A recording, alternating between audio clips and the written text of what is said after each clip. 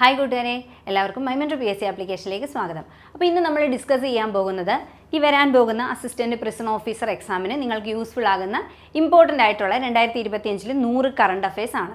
അപ്പം നമുക്കറിയാം current affairs എന്ന് പറഞ്ഞു കഴിഞ്ഞാൽ എത്ര പഠിച്ചാലും തീരാത്തൊരു ടോപ്പിക്കാണ്. അപ്പോൾ ഇതിനകത്ത് വരാൻ ചാൻസ് ഉള്ള കുറച്ച് ക്വസ്റ്റ്യൻസും അതുമായി ബന്ധപ്പെട്ട ഏറ്റവും അടുത്ത് ബന്ധപ്പെട്ട കുറച്ച് റിലേറ്റഡ് ഫാക്ട്സുമാണ് നമ്മൾ ഇന്ന് ഈ ഒരു ക്ലാസ്സിൽ ഡിസ്കസ് ചെയ്യുന്നത്. അപ്പോൾ ഇപ്പോൾ ഈ ക്ലാസ് കേൾക്കുന്നതുകൊണ്ടുള്ള പ്രയോജനം എന്തെന്ന് വെച്ച് കഴിഞ്ഞാൽ നിങ്ങളിത് ബൈ ഹാർട്ട് ചെയ്തില്ലെങ്കിൽ കൂടിയും കുറച്ച് കോൺസെൻട്രേറ്റ് ചെയ്തൊന്ന് കേൾക്കുവാണെങ്കിൽ നിങ്ങൾക്ക് ക്വസ്റ്റ്യൻ പേപ്പർ കാണുന്ന സമയത്ത് ആൻസർ ഓർമ്മ വരും. ഓക്കെ, അപ്പോൾ നമുക്ക് ക്ലാസ്സിലേക്ക് പോകാം. നോക്കിയേ, റിപ്പബ്ലിക് ദിനത്തിൽ ഇനി മുതൽ സ്കൂളുകൾ പ്രവൃത്തി ദിനമാക്കാൻ തീരുമാനിച്ച സംസ്ഥാനം ഏതാണെന്ന് ചോദിച്ചാൽ അത് മഹാരാഷ്ട്രയാണ്. അതായത് റിപ്പബ്ലിക് ദിനത്തിൽ സാധാരണ അന്ന് നമ്മൾ പൊതു അവധിയാണ്. അപ്പോൾ നോക്കിക്കേ, റിപ്പബ്ലിക് ദിനത്തിൽ ഇനി മുതൽ സ്കൂളുകൾ പ്രവൃത്തി ദിനമാക്കുന്നത് എന്തിനു വേണ്ടിയിട്ടാണെന്ന് ചോദിച്ചു കഴിഞ്ഞാൽ നമ്മുടെ രാജ്യവുമായി ബന്ധപ്പെട്ട കാര്യങ്ങളെക്കുറിച്ച് കുട്ടികൾക്ക് ഒരു അവബോധം ഉണ്ടാക്കാനും അതുമായി ബന്ധപ്പെട്ട ആക്ടിവിറ്റീസ് ഒക്കെ നടത്താനും വേണ്ടിയിട്ട് മഹാരാഷ്ട്ര സംസ്ഥാനത്ത് എന്ത് തീരുമാനിച്ചു? ഇനി മുതൽ റിപ്പബ്ലിക് ഡേ വർക്കിംഗ് ഡേ ആയിട്ട് ആചരിക്കാനായിട്ട് തീരുമാനിച്ചു. അപ്പോൾ ഓർത്തു വയ്ക്കാം, റിപ്പബ്ലിക് ദിനത്തിൽ ഇനി മുതൽ സ്കൂളുകൾ പ്രവർത്തിക്കും എന്ന തീരുമാനമെടുത്ത സംസ്ഥാനം ഏതാണെന്ന് ചോദിച്ചാൽ അത് മഹാരാഷ്ട്രയാണെന്ന് ഓർത്തിരിക്കാം. അടുത്ത നോക്കി, കിടപ്പ് രോഗികൾക്കായി കൊല്ലം ജില്ലയിൽ ആരംഭിച്ച ടെലിമെഡിസിൻ ക്യാമ്പയിൻ്റെ പേരാണ് മേഘസ്പർശം. അപ്പോൾ കിടപ്പ് രോഗികൾ എന്ന് പറഞ്ഞു കഴിഞ്ഞാൽ എപ്പോഴും ചികിത്സയ്ക്ക് എത്തിച്ചേർന്ന് അല്ലെങ്കിൽ ഹോസ്പിറ്റലിൽ എത്തി ചികിത്സ തേടാൻ ഒരു അസൗകര്യമുള്ള ആൾക്കാരായിരിക്കും അല്ലേ. അങ്ങനെയുള്ളവർക്ക് വേണ്ടിയിട്ട് നടത്തുന്ന ടെലിമെഡിസിൻ ക്യാമ്പയിനാണ് ഏത് ജില്ലയിൽ? കൊല്ലം ജില്ലയിൽ നടത്തുന്ന ക്യാമ്പയിൻ്റെ പേരാണ് ഇത് മേഘസ്പർശം എന്ന് പറയുന്നത്. ഇനി നോക്കിക്കേ, മണ്ണ് ശേഖരണം എന്ന ലക്ഷ്യവുമായി ബഹിരാകാശത്തേക്ക് പുറപ്പെടുന്ന നാസയുടെ ഉപകരണത്തിൻ്റെ പേരെന്താണെന്ന് ചോദിച്ചാൽ അത് ലൂണാർ പ്ലാനറ്റ് വാക്കാണ്. ലൂണാർ പ്ലാനറ്റ് വാക്കാണ്. നോക്കിയേ, ഇതൊരു ഡിവൈസ് ആണ്. അതായത് നമ്മൾ ആ മണ്ണ് ശേഖരിക്കാൻ എന്താ ചെയ്യുകയെന്ന് വെച്ച് കഴിഞ്ഞാൽ ഹൈ പ്രഷറിൽ ഗ്യാസ് ചന്ദ്രൻ്റെ ഉപരിതലത്തിലേക്ക് എന്ത് ചെയ്യും?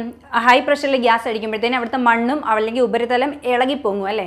അത് നമ്മൾ വാക്യൂം മെഷീൻ ഉപയോഗിച്ച് എന്ത് ചെയ്യും? സക്ക് ചെയ്തെടുക്കുന്ന ഒരു പ്രോസസ്സാണ്.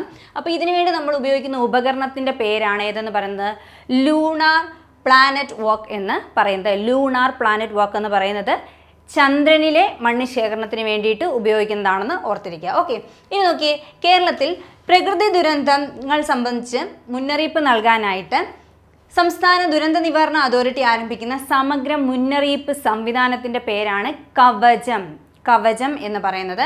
അതായത് ഇതിൻ്റെ ഒരു പ്രത്യേകത എന്ന് വെച്ച് കഴിഞ്ഞാൽ നമുക്ക് പെട്ടെന്ന് അലാം കൊടുക്കാനും അതേപോലെ തന്നെ ഒരു പർട്ടിക്കുലർ ഏരിയയിൽ മാത്രമാണ് ഇപ്പോൾ പെട്ടെന്ന് വെള്ളപ്പൊക്കം ഉണ്ടാകുന്നത് വെച്ചാൽ അവിടെ മാത്രമായിട്ട് അലേർട്ട് കൊടുക്കാനും അതേപോലെ തന്നെ വേണ്ട എല്ലാ ആവശ്യ കാര്യങ്ങളെയും ഒരുമിച്ച് കോർഡിനേറ്റ് ചെയ്യാനും ഒക്കെ ഹെൽപ്പ് ചെയ്യുന്ന ഒരു സംവിധാനമാണ് ഇത് കവചം എന്ന് പറയുന്നത്. അപ്പോൾ ഇത് പഠിക്കുമ്പോൾ നമ്മൾ ഓർത്തിരിക്കേണ്ട മറ്റൊരു കാര്യമാണ്, നമ്മൾ കവച് നമ്മൾ പഠിച്ചിട്ടുണ്ടല്ലേ. ഇതെന്താണ്? നമ്മൾ ട്രെയിനിൻ്റെ കൂട്ടിയിടി ഒഴിവാക്കാൻ വേണ്ടിയിട്ട് ട്രെയിനിൽ ഇംപ്ലിമെൻറ്റ് ചെയ്തിട്ടുള്ള ഒരു സിസ്റ്റമാണ് ഇതെന്ന് പറയുന്നത് കവച് എന്ന് പറയുന്നത്. അപ്പം ഈ ഒരു ചോദ്യം വരുവാണെങ്കിൽ എന്തായാലും ഓപ്ഷനകത്ത് കവച് ഉണ്ടായിരിക്കും. അപ്പോൾ ഇത് ഓർക്കുക, ഇത് റെയിൽവേയുമായി ബന്ധപ്പെട്ടതാണ്.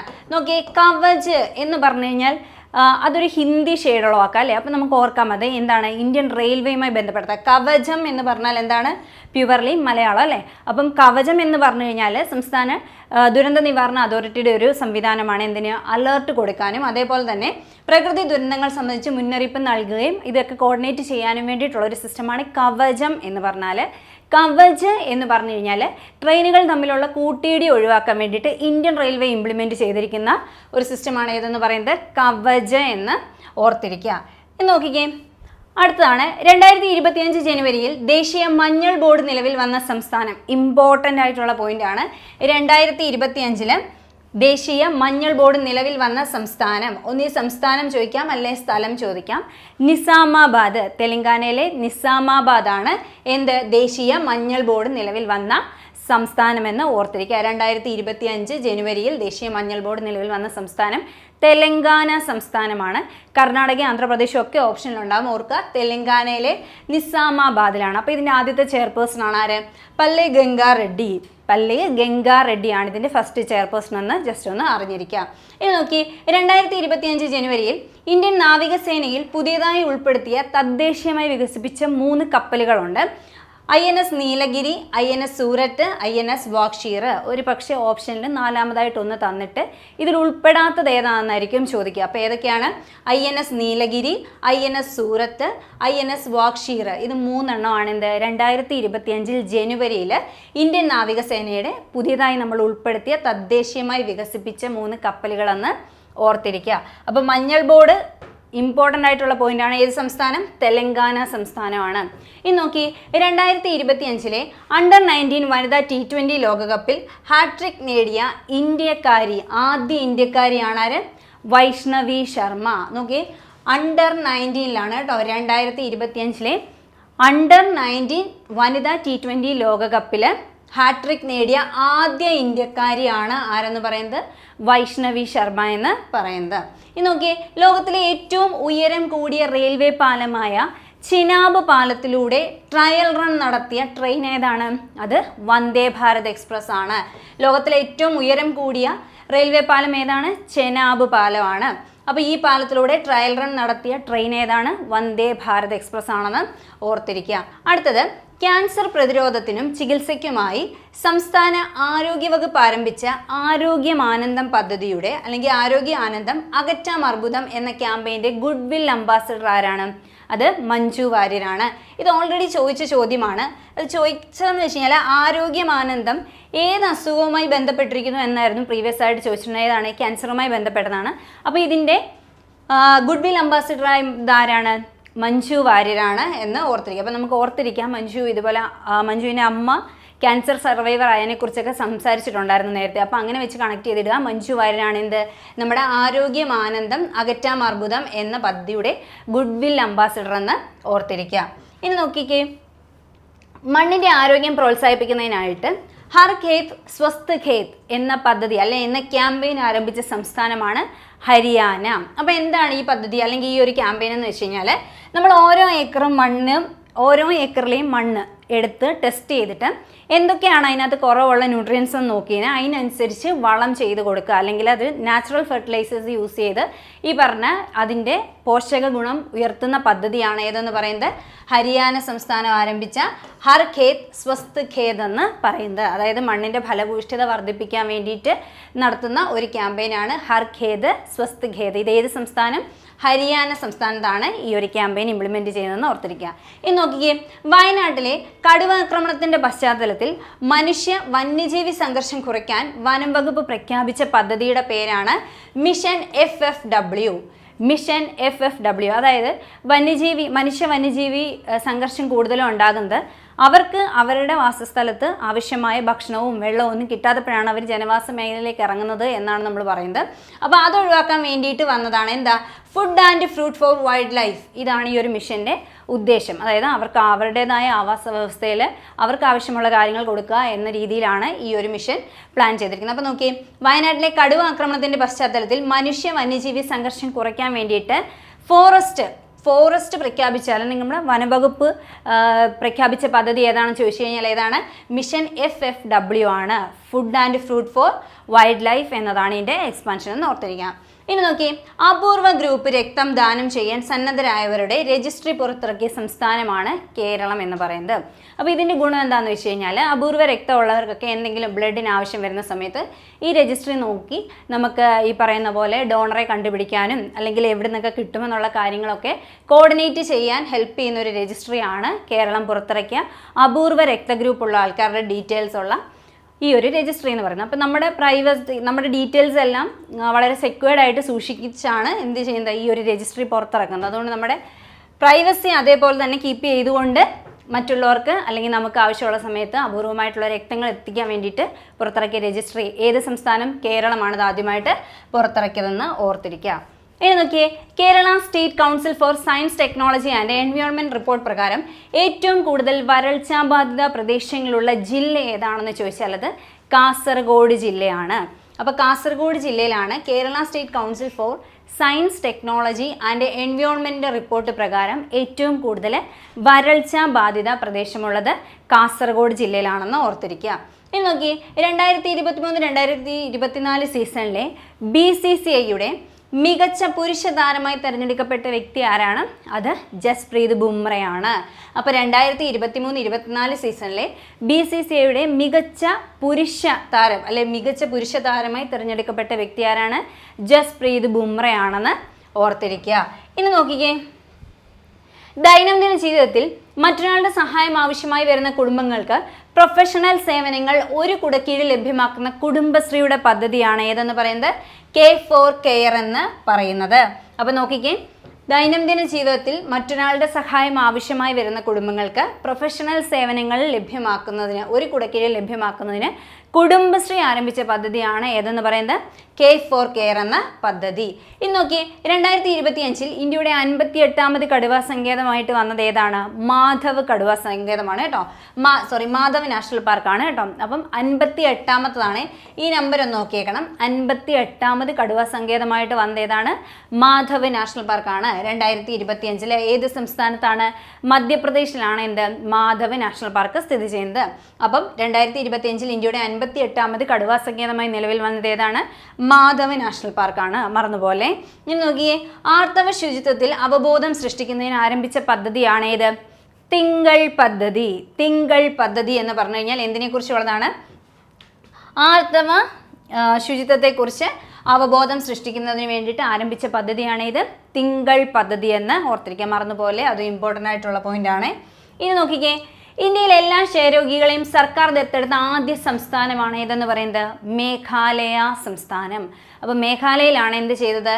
എല്ലാ ക്ഷയരോഗികളെയും സർക്കാർ ദത്തെടുത്തത് ആദ്യമായിട്ട് ഇന്ത്യയിൽ ഒരു സംസ്ഥാനത്താണ്. ഏത്? മേഘാലയ സംസ്ഥാനത്താണ്. അപ്പോൾ നോക്കിയേ, ക്ഷയം എന്ന് പറഞ്ഞാൽ അതിൻ്റെ പ്രധാന ഇതെന്താണ്? നമ്മുടെ ചുമയാണല്ലേ, നിർത്താതെയുള്ള ചുമ, നല്ല ചുമയാണ് അതിൻ്റെ പ്രധാന ഒരു സിംറ്റം എന്ന് പറഞ്ഞാൽ. അപ്പോൾ നോക്കി, മേഘങ്ങൾ വരിക എന്ന് പറഞ്ഞു കഴിഞ്ഞാൽ മഴ ഉള്ള സമയമാണല്ലേ. അപ്പോൾ മഴയുള്ളപ്പോൾ തണുപ്പ് കൂടുതലായിരിക്കും. അപ്പോൾ തണുപ്പ് വരുന്ന സമയത്ത് ഇതുപോലെ ബുദ്ധിമുട്ടുള്ളവർക്ക് അസുഖങ്ങൾ കൂടുതലായിരിക്കും, ചുമ കൂടുതലായിരിക്കും. അപ്പോൾ അങ്ങനെ കണക്ട് ചെയ്തിടുക. എന്ത്? മേഘാലയയാണ് ക്ഷയരോഗികളെ പൂർണ്ണമായും എല്ലാ ക്ഷയരോഗികളെയും സർക്കാർ ഏറ്റെടുത്ത സംസ്ഥാനം ഏതാണെന്ന് ചോദിച്ചാൽ അത് മേഘാലയാണ്.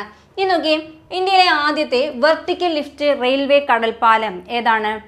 പാമ്പൻ പാലമാണ്. ഇന്ത്യയിലെ ആദ്യത്തെ വെർട്ടിക്കൽ ലിഫ്റ്റ് റെയിൽവേ കടൽപ്പാലം ഏതാണെന്ന് ചോദിച്ചാൽ അത് പാമ്പൻ പാലമാണെന്ന് ഓർത്തിരിക്കുക. ഇനി നോക്കി, വിദ്യാഭ്യാസത്തിലും തൊഴിലിലും തദ്ദേശ സ്ഥാപനങ്ങളിലും OBC സംവരണം 42% സംസ്ഥാനം അല്ലെങ്കിൽ അതിന് തീരുമാനിച്ച ഏത് സംസ്ഥാനത്തിൻ്റെ നിയമസഭ എത്രയാണ്? OBCയുടെ സംവരണം 42% തീരുമാനിച്ച സംസ്ഥാനം ഏതാണ്? അല്ലെങ്കിൽ അത് 42% ഉയർത്തുന്നതിനുള്ള ബില്ലുകൾ പാസ്സാക്കിയ നിയമസഭ ഏതാണെന്ന് ചോദിച്ചാൽ അത് തെലങ്കാന നിയമസഭയാണെന്ന് ഓർത്തിരിക്കുക. തെലങ്കാന നിയമസഭയാണ്. വിദ്യാഭ്യാസത്തിലും തൊഴിലിലും തദ്ദേശ സ്ഥാപനങ്ങളിലും OBCയുടെ റിസർവേഷൻ 42% ഉയർത്താനുള്ള ബില്ലുകൾ പാസ്സാക്കിയ സംസ്ഥാനം ഏത് സംസ്ഥാനത്തിൻ്റെ നിയമസഭയാണെന്ന് ചോദിച്ചാൽ അത് തെലങ്കാന സംസ്ഥാനത്തിൻ്റെ നിയമസഭയാണ്. ഇന്ന് നോക്കിയേ, ഏഷ്യയിലെ ഏറ്റവും വലിയ tulip ഗാർഡനായ Indira Gandhi memorial tulip garden എവിടെയാണ് സ്ഥിതി ചെയ്യുന്നത് ചോദിച്ചാൽ അത് ശ്രീനഗറിലാണ്. ശ്രീനഗറിലാണെന്ന് ഓർത്തിരിക്കുക. അതായത് ഏഷ്യയിലെ തന്നെ ഏറ്റവും വലിയ ടുലിപ്പ് ഗാർഡനാണ് ശ്രീനഗറിൽ സ്ഥിതി ചെയ്യുന്നത്. അപ്പോൾ ഏഷ്യയിലെ ഏറ്റവും വലിയ tulip ഗാർഡനായ Indira Gandhi memorial tulip garden സ്ഥിതി ചെയ്യുന്നത് എവിടെയാണ്? ശ്രീനഗറിലാണ്. ഇനി നോക്കി, നാസയിലെ ബഹിരാകാശ യാത്രികരായ സുനിത വില്യംസും ബുച്ച് വിൽമോറും അന്താരാഷ്ട്ര ബഹിരാകാശ നിലയത്തിലെ ഗവേഷണത്തിന് ശേഷം ഭൂമിയിലേക്ക് മടങ്ങിയെത്തിയ വാഹനം ഏതാണെന്ന് ചോദിച്ചാൽ അത് SpaceX ഡ്രാഗൺ ആണ്. SpaceX ഡ്രാഗണിലാണ് ഇവർ തിരിച്ചെത്തിയത്. 8 ദിവസത്തേക്കിനെന്ന് പറഞ്ഞു പോയിട്ട് അവസാനം 8 മാസം കഴിഞ്ഞിട്ടാണ് ഇവരെന്ത് ചെയ്തത്? തിരിച്ചു ഭൂമിയിലേക്ക് എത്തിയത്. അപ്പം നാസയിലെ ബഹിരാകാശ യാത്രികരായ സുനിത വില്യംസും ബുച്ച് വിൽമോറും അന്താരാഷ്ട്ര ബഹിരാകാശ നിലയത്തിൽ നിന്നും ഗവേഷണത്തിന് ശേഷം ഭൂമിയിലേക്ക് മടങ്ങിയെത്തിയ വാഹനം ഏതാണെന്ന് ചോദിച്ചാൽ അത് SpaceX ഡ്രാഗൺ ആണെന്ന് ഓർത്തിരിക്കുക. ഇനി നോക്കിക്കേ, മ്യാൻമർ ഭൂകമ്പത്തെ തുടർന്ന് ഇന്ത്യ ആരംഭിച്ച രക്ഷാപ്രവർത്തന ദൗത്യത്തിൻ്റെ പേരെന്താണ്? അത് ഓപ്പറേഷൻ ബ്രഹ്മയാണ്. മ്യാൻമർ ഭൂകമ്പത്തെ തുടർന്ന് ഇന്ത്യ ആരംഭിച്ച രക്ഷാപ്രവർത്തന ദൗത്യമാണ് ഓപ്പറേഷൻ ബ്രഹ്മ എന്ന് പറയുന്നത്. അപ്പോൾ കണക്ട് പറയുമ്പോൾ തന്നെ ബ്രഹ്മ മ്യാൻമർ എന്ന രീതിയിൽ കണക്ട് ചെയ്ത് ഇടുക. ഇനി നോക്കിയേ, 2025 കടമ്മനിട്ട രാമകൃഷ്ണൻ പുരസ്കാരത്തിന് അർഹയായ വ്യക്തിയാണ് ഡോക്ടർ M ലീലാവതി. 2025 കടമ്മനിട്ട പുരസ്കാരത്തിന് അർഹയായ വ്യക്തിയാണ് ഡോക്ടർ M ലീലാവതി. ഇനി നോക്കിയേ, ഭാരതീയ സുഗന്ധവിള ഗവേഷണ കേന്ദ്രം ഉൽപ്പാദിപ്പിച്ച അത്യുൽപാദന ശേഷിയുള്ളതും പ്രത്യേക സുഗന്ധമുള്ളതുമായ മഞ്ഞൾ ഇനമാണ് ഏത്? IISR സൂര്യ എന്ന മഞ്ഞൾ. അപ്പോൾ നോക്കി, ഇത് ചോദിക്കുന്നത് ചിലപ്പം IISR സൂര്യ എന്ത് ഇനം വിളയാണെന്നായിരിക്കും ചോദിക്കുക. എന്താണ്? മഞ്ഞളാണെന്ന് ഓർത്തിരിക്കുക. അപ്പോൾ നോക്കി, സൂര്യന് മഞ്ഞളിൻ്റെ കളറാണെന്ന് ഓർത്തിരിക്കുക അല്ലേ? തീവ്രമായ നല്ല ഈ ഓറഞ്ച് കളറിലുള്ള മഞ്ഞളുണ്ട്. അപ്പം നമ്മളൊന്ന് ആലോചിക്കുക, നല്ല സൂര്യൻ്റെ കളർ എന്താണ്? മഞ്ഞ കളറാണെന്ന് ഓർത്തിരിക്കുക. അപ്പോൾ IISR സൂര്യ എന്താണ്? മഞ്ഞൾ ഇനമാണെന്ന് ഓർത്തിരിക്കുക. ഇപ്പോൾ 2025 കടമ്മനിട്ട രാമകൃഷ്ണൻ പുരസ്കാരത്തിന് അർഹയായത് ഡോക്ടർ M ലീലാവതിയാണ്. ഇനി നോക്കി, 2028 നിർമ്മാണം പൂർത്തിയാക്കുന്നതോടെ ദക്ഷിണേഷ്യയിലെ ആദ്യ സെമി ഓട്ടോമാറ്റിക് തുറമുഖമാകാൻ പോകുന്നത് വിഴിഞ്ഞമാണ്. ഓൾറെഡി ഇതിനെക്കുറിച്ച്, വിഴിഞ്ഞം പോർട്ടിനെ കുറിച്ച് കുറേ ക്വസ്റ്റ്യൻസ് കറണ്ട് അഫെയർ ചോദിച്ചിട്ടുണ്ട്. അപ്പം നോക്കിക്കേ, 2028 നിർമ്മാണം പൂർത്തിയാകുന്നതോടെ ദക്ഷിണേഷ്യയിലെ ആദ്യ സെമി ഓട്ടോമാറ്റിക് തുറമുഖമാകാൻ പോകുന്നത് വിഴിഞ്ഞം തുറമുഖമാണ്. ഇത് ഉദ്ഘാടനം ചെയ്തതെന്നാണ്. പിന്നെ ഇതിൻ്റെ ഫീച്ചേഴ്സ് ഒക്കെ ചോദിക്കാറുണ്ട്. അപ്പം 2-3 ഘട്ടങ്ങളായിട്ടാണ് ഇതിൻ്റെ പണി അല്ലെങ്കിൽ നിർമ്മാണം പൂർത്തിയാകുന്നത്. അപ്പോൾ 2028 ഇത് നിർമ്മാണം പൂർണ്ണമായിട്ടും പൂർത്തിയാകുന്നത് നമ്മളിപ്പം വിചാരിക്കുന്നത്. അപ്പം അങ്ങനെ സംഭവിച്ചതിന് ശേഷം എന്താണ്? ദക്ഷിണേന്ത്യയിലെ ആദ്യത്തെ സെമി ഓട്ടോമാറ്റിക് തുറമുഖമായി മാറാൻ പോകുന്നത് ഏതാണ്? വിഴിഞ്ഞമാണ് എന്നാണ് ഇത് നമ്മൾ പ്രധാനമന്ത്രി ഉദ്ഘാടനം ചെയ്തതെന്ന് ഓൾറെഡി PSC ചോദിച്ചിട്ടുണ്ട്. 2025 മെയ് 2-ാം തീയതിയാണ് എന്ത് ചെയ്തത്? പ്രധാനമന്ത്രി വിഴിഞ്ഞം പോർട്ട് ഉദ്ഘാടനം ചെയ്തത്. അപ്പോൾ ഈ പറഞ്ഞ ഓരോ കാര്യങ്ങളും ഉദ്ഘാടനം ചെയ്യപ്പെട്ട ദിവസം എന്നാണെന്നുള്ളത് നമ്മൾ നോക്കുക. അത് ഈയിടെയായിട്ട് ചോദിക്കുന്നുണ്ട്. അപ്പോൾ പാമ്പൻ പാലം ആണെങ്കിലോ 2025 ഏപ്രിൽ 6-ാം തീയതിയാണ് എന്ത് ഉദ്ഘാടനം ചെയ്തിരിക്കുന്നത്? പാമ്പൻ പാലം ഉദ്ഘാടനം ചെയ്തിരിക്കുന്നത് ഓർത്തിരിക്കുക. പുതിയ പാമ്പൻ പാലം. പഴയതാണെങ്കിലോ 1914 ഫെബ്രുവരി 24-നാണ് പഴയ പാമ്പൻ പാലം ഉദ്ഘാടനം ചെയ്തതെന്നും ഓർത്തിരിക്കണം. നോക്കിയേ, ഇനി IUCN ദുർബല വിഭാഗമായി പട്ടികയിൽ ഉൾപ്പെടുത്തിയ പശ്ചിമഘട്ടത്തിലെ വലിയ മരത്തിൻ്റെ പൊള്ളയിൽ കാണപ്പെടുന്ന ഒരു സസ്തനിയുണ്ട്. അതിൻ്റെ പേരാണെന്ത്? നീലഗിരി മാർട്ടൻ. നീലഗിരി മാർട്ടൻ എന്ന് പറഞ്ഞു കഴിഞ്ഞാൽ നമ്മുടെ പശ്ചിമഘട്ടത്തിലെ വലിയ മരത്തിൻ്റെ പൊള്ളയിൽ കാണപ്പെടുന്ന അപൂർവ ഇനമായിട്ടുള്ള ഒരു സസ്തനിയാണ്. അപ്പോൾ അതിൻ്റെ പേരെന്താണ്? നീലഗിരി മാർട്ടൻ എന്നാണ് അതിൻ്റെ പേര്. അതേ ഇതുപോലെ ഇരിക്കും. ഇതാണ് ആ ഒരു ജീവി എന്ന് പറയുന്നത്. അപ്പോൾ IUCN എന്ത് ചെയ്തു? ദുർബല വിഭാഗമായി പട്ടികയിൽ ഉൾപ്പെടുത്തിയ ഒരു ജീവിയിനമാണ് ഇതെന്ന് പറയുന്നത് നീലഗിരി മാർട്ടൻ എന്ന് പറയുന്നത്. ഇനി നോക്കിയേ, പഹൽഗാം ഭീകരാക്രമണത്തെ തുടർന്ന് ഇന്ത്യയിൽ നിരോധിച്ച പാകിസ്ഥാൻ സർക്കാരിൻ്റെ സാമൂഹിക മാധ്യമ അക്കൗണ്ട് ഏതാ? എക്സ്. ട്വിറ്ററിൻ്റെ അക്കൗണ്ടാണ്, അല്ലെങ്കിൽ എക്സിൻ്റെ അക്കൗണ്ടാണ് എന്ത് ചെയ്തത്? ഇന്ത്യ ഗവൺമെൻറ് നമ്മുടെ IT Act 2000 പ്രകാരം എന്ത് ചെയ്തത്? നിരോധിച്ചത്. അപ്പോൾ എന്തുകൊണ്ടാണെന്ന് ചോദിച്ചു കഴിഞ്ഞാൽ ഈ അക്കൗണ്ടിലൂടെ ഈ പറയുന്ന പോലെ ജനങ്ങളുടെ ഇടയിലേക്ക് വിദ്വേഷം പരത്തുന്ന രീതിയിലുള്ള മെസ്സേജുകളും മറ്റ് ഇൻഫർമേഷൻസും പാസ് ചെയ്തത് കണ്ടിട്ടാണ് എന്ത് ചെയ്തത്? ഇന്ത്യ ഗവൺമെൻറ് ഇത് നിരോധിച്ചത്. ഇനി നോക്കിയേ, സീറോ പോവേർട്ടി ദൗത്യത്തിന് അംബേദ്കറുടെ പേര് നൽകും എന്ന് പ്രഖ്യാപിച്ചത് ഏത് സംസ്ഥാനത്തെ CM ആണ്? അല്ലെ എങ്ങനെ വേണമെങ്കിലും ചോദിക്കാം. ആരാണ്? യോഗി ആദിത്യനാഥാണ്. നമ്മുടെ ഉത്തർപ്രദേശിൻ്റെ മുഖ്യമന്ത്രിയായ യോഗി ആദിത്യനാഥാണ് എന്ത് ചെയ്തത്? സീറോ പോവേർട്ടി ദൗത്യത്തിന് ആരുടെ പേര് നൽകുമെന്ന് പ്രഖ്യാപിച്ചത്? ഡോക്ടർ BR അംബേദ്കറിൻ്റെ പേര് നൽകുമെന്ന് പ്രഖ്യാപിച്ചത്. ഇനി നോക്കി, AI അടിസ്ഥാനമാക്കിയുള്ള തത്സമയ ഫോറസ്റ്റ് അലർട്ട് സംവിധാനം നടപ്പിലാക്കിയ രാജ്യത്തെ ആദ്യത്തെ സംസ്ഥാനമാണ് ഏത്? മധ്യപ്രദേശ് എന്ന് പറയുന്നത്. അപ്പോൾ AI അടിസ്ഥാനമാക്കിയുള്ള തത്സമയ ഫോറസ്റ്റ് അലർട്ട് സംവിധാനം നടപ്പിലാക്കിയ ഇന്ത്യയിലെ ആദ്യത്തെ സംസ്ഥാനമാണ് മധ്യപ്രദേശ് എന്ന് ഓർത്തിരിക്കുക. അപ്പോൾ നോക്കിയേ, ഈ നമ്മൾ വനവുമായി ബന്ധപ്പെട്ട കാര്യം വരുമ്പോൾ നമുക്കറിയാം ഏറ്റവും കൂടുതൽ വനങ്ങളൊക്കെ ഉള്ളതായതുകൊണ്ട് ഏതായിരിക്കും? മധ്യപ്രദേശ് ആയിരിക്കും എന്ന് നമുക്ക് ഓർത്തിരിക്കാം. അപ്പോൾ എന്ത് ചെയ്യുക? അങ്ങനെ കണക്ട് ചെയ്തിടുക. AI അടിസ്ഥാനം എന്നൊക്കെ പറയുമ്പോൾ കേരളം ആണ് എന്ന് നമുക്ക് തോന്നും, നമ്മളങ്ങനെ ചിന്തിക്കും. പക്ഷേ അതല്ല, ഏതാണ്?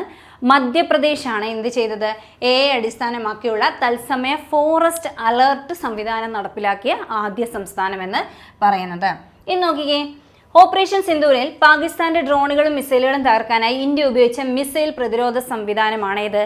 S-400 എന്ന് പറയുന്നത്. അല്ലെങ്കിൽ പേര് സുദർശൻ ചക്ര എന്ന് പേര് പറയും. ഇതെന്താണ്? റഷ്യൻ നിർമ്മിതമാണ്. റഷ്യയിൽ നിന്ന് നമ്മൾ വില കൊടുത്ത് വാങ്ങിയ എക്യുപ്മെൻ്റ് ആണ് ഇതെന്ന് പറയുന്നത് ഈ പറഞ്ഞ S-400 എന്ന് പറയുന്നത്. അടുത്തത്, തണ്ണീർത്തട സംരക്ഷണത്തിനായുള്ള മികച്ച പ്രവർത്തനത്തിന് 2025 റംസാർ വെറ്റ്ലാൻഡ് വൈസ് യൂസ് പുരസ്കാരം നേടിയ ഇന്ത്യക്കാരെ കുറിച്ചാണ്. ആരാണത്? അത് ജയശ്രീ വെങ്കടേഷനാണ്. ജയശ്രീ വെങ്കടേഷനാണ്. എന്താണ്? തണ്ണീർത്തട സംരക്ഷണത്തിനായുള്ള മികച്ച പ്രവർത്തനത്തിന് നൽകുന്ന പുരസ്കാരമാണ് ഏതെന്ന് പറയുന്നത്? റംസാർ വെറ്റ്ലാൻഡ് വൈസ് യൂസ് പുരസ്കാരം എന്ന് പറയുന്നത്. ഇത് 2025 നേടിയ ഇന്ത്യക്കാരുടെ പേരാണ് ജയശ്രീ വെങ്കടേഷൻ എന്ന് ഓർത്തിരിക്കുക. ഇനി നോക്കിക്കേ, അടുത്തത് 2027 ഫിഫ വനിതാ വേൾഡ് കപ്പ് മത്സര വേദിയാണ്. 2027 നടക്കാൻ പോകുന്ന ഫിഫ വനിതാ വേൾഡ് കപ്പ് മത്സരത്തിൻ്റെ വേദി എവിടെയാണ്? ബ്രസീലാണെന്ന് ഓർത്തിരിക്കുക. ഇന്ന് നോക്കിയേ, ഇന്ത്യൻ സൈന്യം തീസ്ത പ്രകാർ അഭ്യാസം നടത്തിയ സംസ്ഥാനം ഏതാണ്? അത് വെസ്റ്റ് ബംഗാൾ ആണ്. തീസ്ത നദി എന്ന് പറഞ്ഞാൽ എന്താണ്? ഇന്ത്യയിലെ ഏറ്റവും ഫാസ്റ്റസ്റ്റ് ഫ്ലോയിങ് റിവർ എന്ന് ചോദിച്ചാൽ അത് ഏതാണ്? തീസ്തയാണ്. ഏറ്റവും വേഗത്തിൽ ഒഴുകുന്ന നദി ഏതാണെന്ന് ചോദിച്ചാൽ തീസ്തയാണ്. അപ്പോൾ തീസ്ത പ്രകാർ അഭ്യാസം നടത്തിയ സംസ്ഥാനം ഏതാണ്? വെസ്റ്റ് ബംഗാൾ ആണ്. തീസ്ത നദിയുടെ തീരത്താണ് ഇത് നടന്നത്. അപ്പോൾ ഇന്ത്യൻ സൈന്യം തീസ്ത പ്രകാർ അഭ്യാസം നടത്തിയ സംസ്ഥാനം ഏതാണെന്ന് ചോദിച്ചാൽ അത് വെസ്റ്റ് ബംഗാൾ ആണെന്ന് ഓർത്തിരിക്കുക. ഇനി നോക്കിയേ, ആദ്യമായി ഏത് സംസ്ഥാനത്താണ് മുഴുവൻ വനിതകളടങ്ങിയ കമാൻഡോ യൂണിറ്റ് ആരംഭിച്ചത്? ഏത് സംസ്ഥാനത്താണ്? മധ്യപ്രദേശിലാണ്. അപ്പം നോക്കിക്കേ, ആദ്യമായി ഏത് സംസ്ഥാനത്താണ് മുഴുവൻ വനിതകളടങ്ങിയ കമാൻഡോ യൂണിറ്റ് ആരംഭിച്ചതെന്ന് ചോദിച്ചാൽ ഏത് സംസ്ഥാനത്താണ്? മധ്യപ്രദേശിലാണെന്ന് ഓർത്തിരിക്കുക. ഇനി നോക്കി, ഭാരത് ബയോടെക് വികസിപ്പിച്ച കോളറയ്ക്കുള്ള ഓറൽ വാക്സിൻ്റെ പേരെന്താണ്? അത് ഹിൽകോൾ ആണ്. ഹിൽകോൾ ആണ്. ഏത്? ഭാരത് ബയോടെക് വികസിപ്പിച്ച കോളറയ്ക്കുള്ള ഓറൽ വാക്സിൻ. അപ്പം നമ്മുടെ അടുത്ത് ചോദിക്കുന്ന ചിലപ്പം ഹിൽകോൾ പേര് ചോദിക്കാം. അതല്ലെന്നുണ്ടെങ്കിൽ ഈ പറഞ്ഞ ഹിൽകോൾ ഏത് അസുഖത്തിനുള്ള വാക്സിൻ ആണെന്ന് ചോദിക്കാം. അപ്പം നമ്മളിങ്ങനെ വായിക്കുമ്പോൾ ഹിൽ കോളറ എന്ന് നമ്മളങ്ങ് വായിച്ചേക്കണം. ഹിൽ കോള എന്നുള്ളത് മാറ്റി ഹിൽ കോളറ എന്നങ്ങ് വായിക്കുവാണെങ്കിൽ ഏത് അസുഖമാണെന്നുള്ളത് നമുക്ക് ജസ്റ്റ് ഓർത്തിരിക്കുക. അപ്പോൾ പോളിയോ വാക്സിൻ പോലെ ഓറൽ വാക്സിനായിട്ട് നമ്മുടെ ഭാരത് ബയോടെക് വികസിപ്പിച്ചെടുത്ത വാക്സിനാണ് ഏതെന്ന് പറയുന്നത് ഹിൽകോൾ എന്ന് ഓർത്തിരിക്കുക. ഇനി നോക്കിക്കേ, അടുത്തത് 58ാമത് ജ്ഞാനപീഠ പുരസ്കാരത്തിന് അർഹരായ വ്യക്തികൾ ആരൊക്കെയാണെന്നുള്ളത്. ഇത് നമ്മൾ നേരത്തെയും പഠിച്ചിട്ടുള്ള പോയിന്റ്സ് ആണ്. അപ്പോൾ നോക്കിയേ, നമ്മൾ PSC ബുള്ളറ്റിനിലൊക്കെ പഠിച്ച പോയിന്റാണ്. 58ാമത് ജ്ഞാനപീഠ പുരസ്കാരത്തിന് അർഹരായത് 2 വ്യക്തികളാണ്. ഒന്ന് ജഗദ്ഗുരു രാം ഭദ്രാചാര്യയും അതേപോലെ തന്നെ ഗുൽസാറും. അപ്പം ജഗദ്ഗുരു രാം ഭദ്രാചാര്യയും ഗുൽസാറുമാണ് എന്ത് 58ാമത് ജ്ഞാനപീഠ പുരസ്കാരത്തിന് അർഹരായ വ്യക്തികളെന്ന് പറഞ്ഞാൽ. അപ്പം ജഗദ്ഗുരു രാം ഭദ്രാചാര്യ എന്നാണ് സംസ്കൃത പണ്ഡിതനാണ്. ഗുൽസാർ എന്ന് പറഞ്ഞാൽ ഉറുദു കവിയാണ്. അതേപോലെ തന്നെ ഇദ്ദേഹം എന്താണ്? നമ്മുടെ ഗാനരചയിതാവാണ്. ബോളിവുഡിലൊക്കെ ഒരുപാട് ഫേമസ് ആയിട്ടുള്ള ഗാനങ്ങൾ രചിച്ചിട്ടുള്ള വ്യക്തിയാണ് ആര്? ഗുൽസാർ എന്ന് പറയുന്നത്. അപ്പം ഇദ്ദേഹത്തിന് അവാർഡ് നമുക്കറിയാം, AR റഹ്മാൻ അവാർഡ് കിട്ടിയത് എന്തിനാണ്? ഓസ്കാറിന് സ്ലം ഡോഗ് മില്യണറിലെ ജയ്ഹോ എന്ന പാട്ടിന് വേണ്ടിയിട്ടാണ് അല്ലേ. അപ്പോൾ ഈ ജയ്ഹോ എന്ന പാട്ട് രചിച്ചിരിക്കുന്ന വ്യക്തി ആരാണ്? ഗുൽസാർ ആണെന്ന് ഓർത്തിരിക്കുക. അപ്പോൾ ജഗദ്ഗുരു രാം ഭദ്രാചാര്യയ്ക്കും അതേപോലെ തന്നെ ഗുൽസാറിനുമാണ് 58ാമത് ജ്ഞാനപീഠ പുരസ്കാരം ലഭിച്ചത്. ചിലപ്പം ഇവർ ഏത് ലാംഗ്വേജ് ആണെന്ന് ചോദിക്കാം. ഇത് സംസ്കൃത പണ്ഡിതനാണ്. ആര്? നമ്മുടെ ജഗദ്ഗുരു രാം ഭദ്രാചാര്യ സംസ്കൃത പണ്ഡിതനാണ്. ഗുൽസാർ ആണെങ്കിൽ ഉറുദു കവിയാണ്. അതേപോലെ തന്നെ ഹിന്ദി സിനിമ ഗാനരചയിതാവാണ്. എല്ലാ ഭാഷയും, ഈ 2 ഭാഷയും അദ്ദേഹം ഹാൻഡിൽ ചെയ്യാറുണ്ട്. അപ്പോൾ നോക്കി, ഗുൽസാർ പ്രശസ്ത കവിയും ഗാനരചയിതാവുമാണ്. ഇനി ഈ പറഞ്ഞ രാം ഭദ്രാചാര്യ എന്ന് പറഞ്ഞു കഴിഞ്ഞാൽ ചിത്രകൂടിലെ തുളസി പീഠിൻ്റെ സ്ഥാപകനും അതേപോലെ തന്നെ മേധാവിയുമാണ്. ആര്? നമ്മുടെ ഈ രാം ഭദ്രാചാര്യ എന്ന് ഓർത്തിരിക്കുക. ജസ്റ്റ് അഡീഷണൽ ആയിട്ട് ജസ്റ്റ് ഒന്ന് അറിഞ്ഞിരുന്നാൽ മതി. അപ്പോൾ 58ാമത് പുരസ്കാരമാണ് ഇവർക്ക് 2 പേർക്കും ലഭിച്ചത്. ഇനി അതേപോലെ നോക്കിക്കേ, INS ഗുൽദാറിനെ ഇന്ത്യയിലെ ആദ്യത്തെ അണ്ടർ വാട്ടർ മ്യൂസിയം ആക്കി മാറ്റുന്നതിനുള്ള പദ്ധതി ആരംഭിച്ച സംസ്ഥാനം ഏതാണ്? അത് മഹാരാഷ്ട്ര സംസ്ഥാനമാണ്. അപ്പോൾ ഇത് നമ്മൾ ഓൾറെഡി ഡീകമ്മീഷൻ ചെയ്തതാണ് INS ഗുൽദാർ എന്ന് പറയുന്നത്. അപ്പോൾ ഡീകമ്മീഷൻ ചെയ്ത ഈ ഒരു കപ്പലിനെ എന്താക്കി മാറ്റാൻ? ഇന്ത്യയിലെ ആദ്യത്തെ അണ്ടർ വാട്ടർ മ്യൂസിയം ആക്കി മാറ്റുന്നതിനുള്ള നടപടികൾ ആരംഭിച്ച സംസ്ഥാനമാണ് മഹാരാഷ്ട്ര. മറന്നുപോകരുത്, മഹാരാഷ്ട്ര.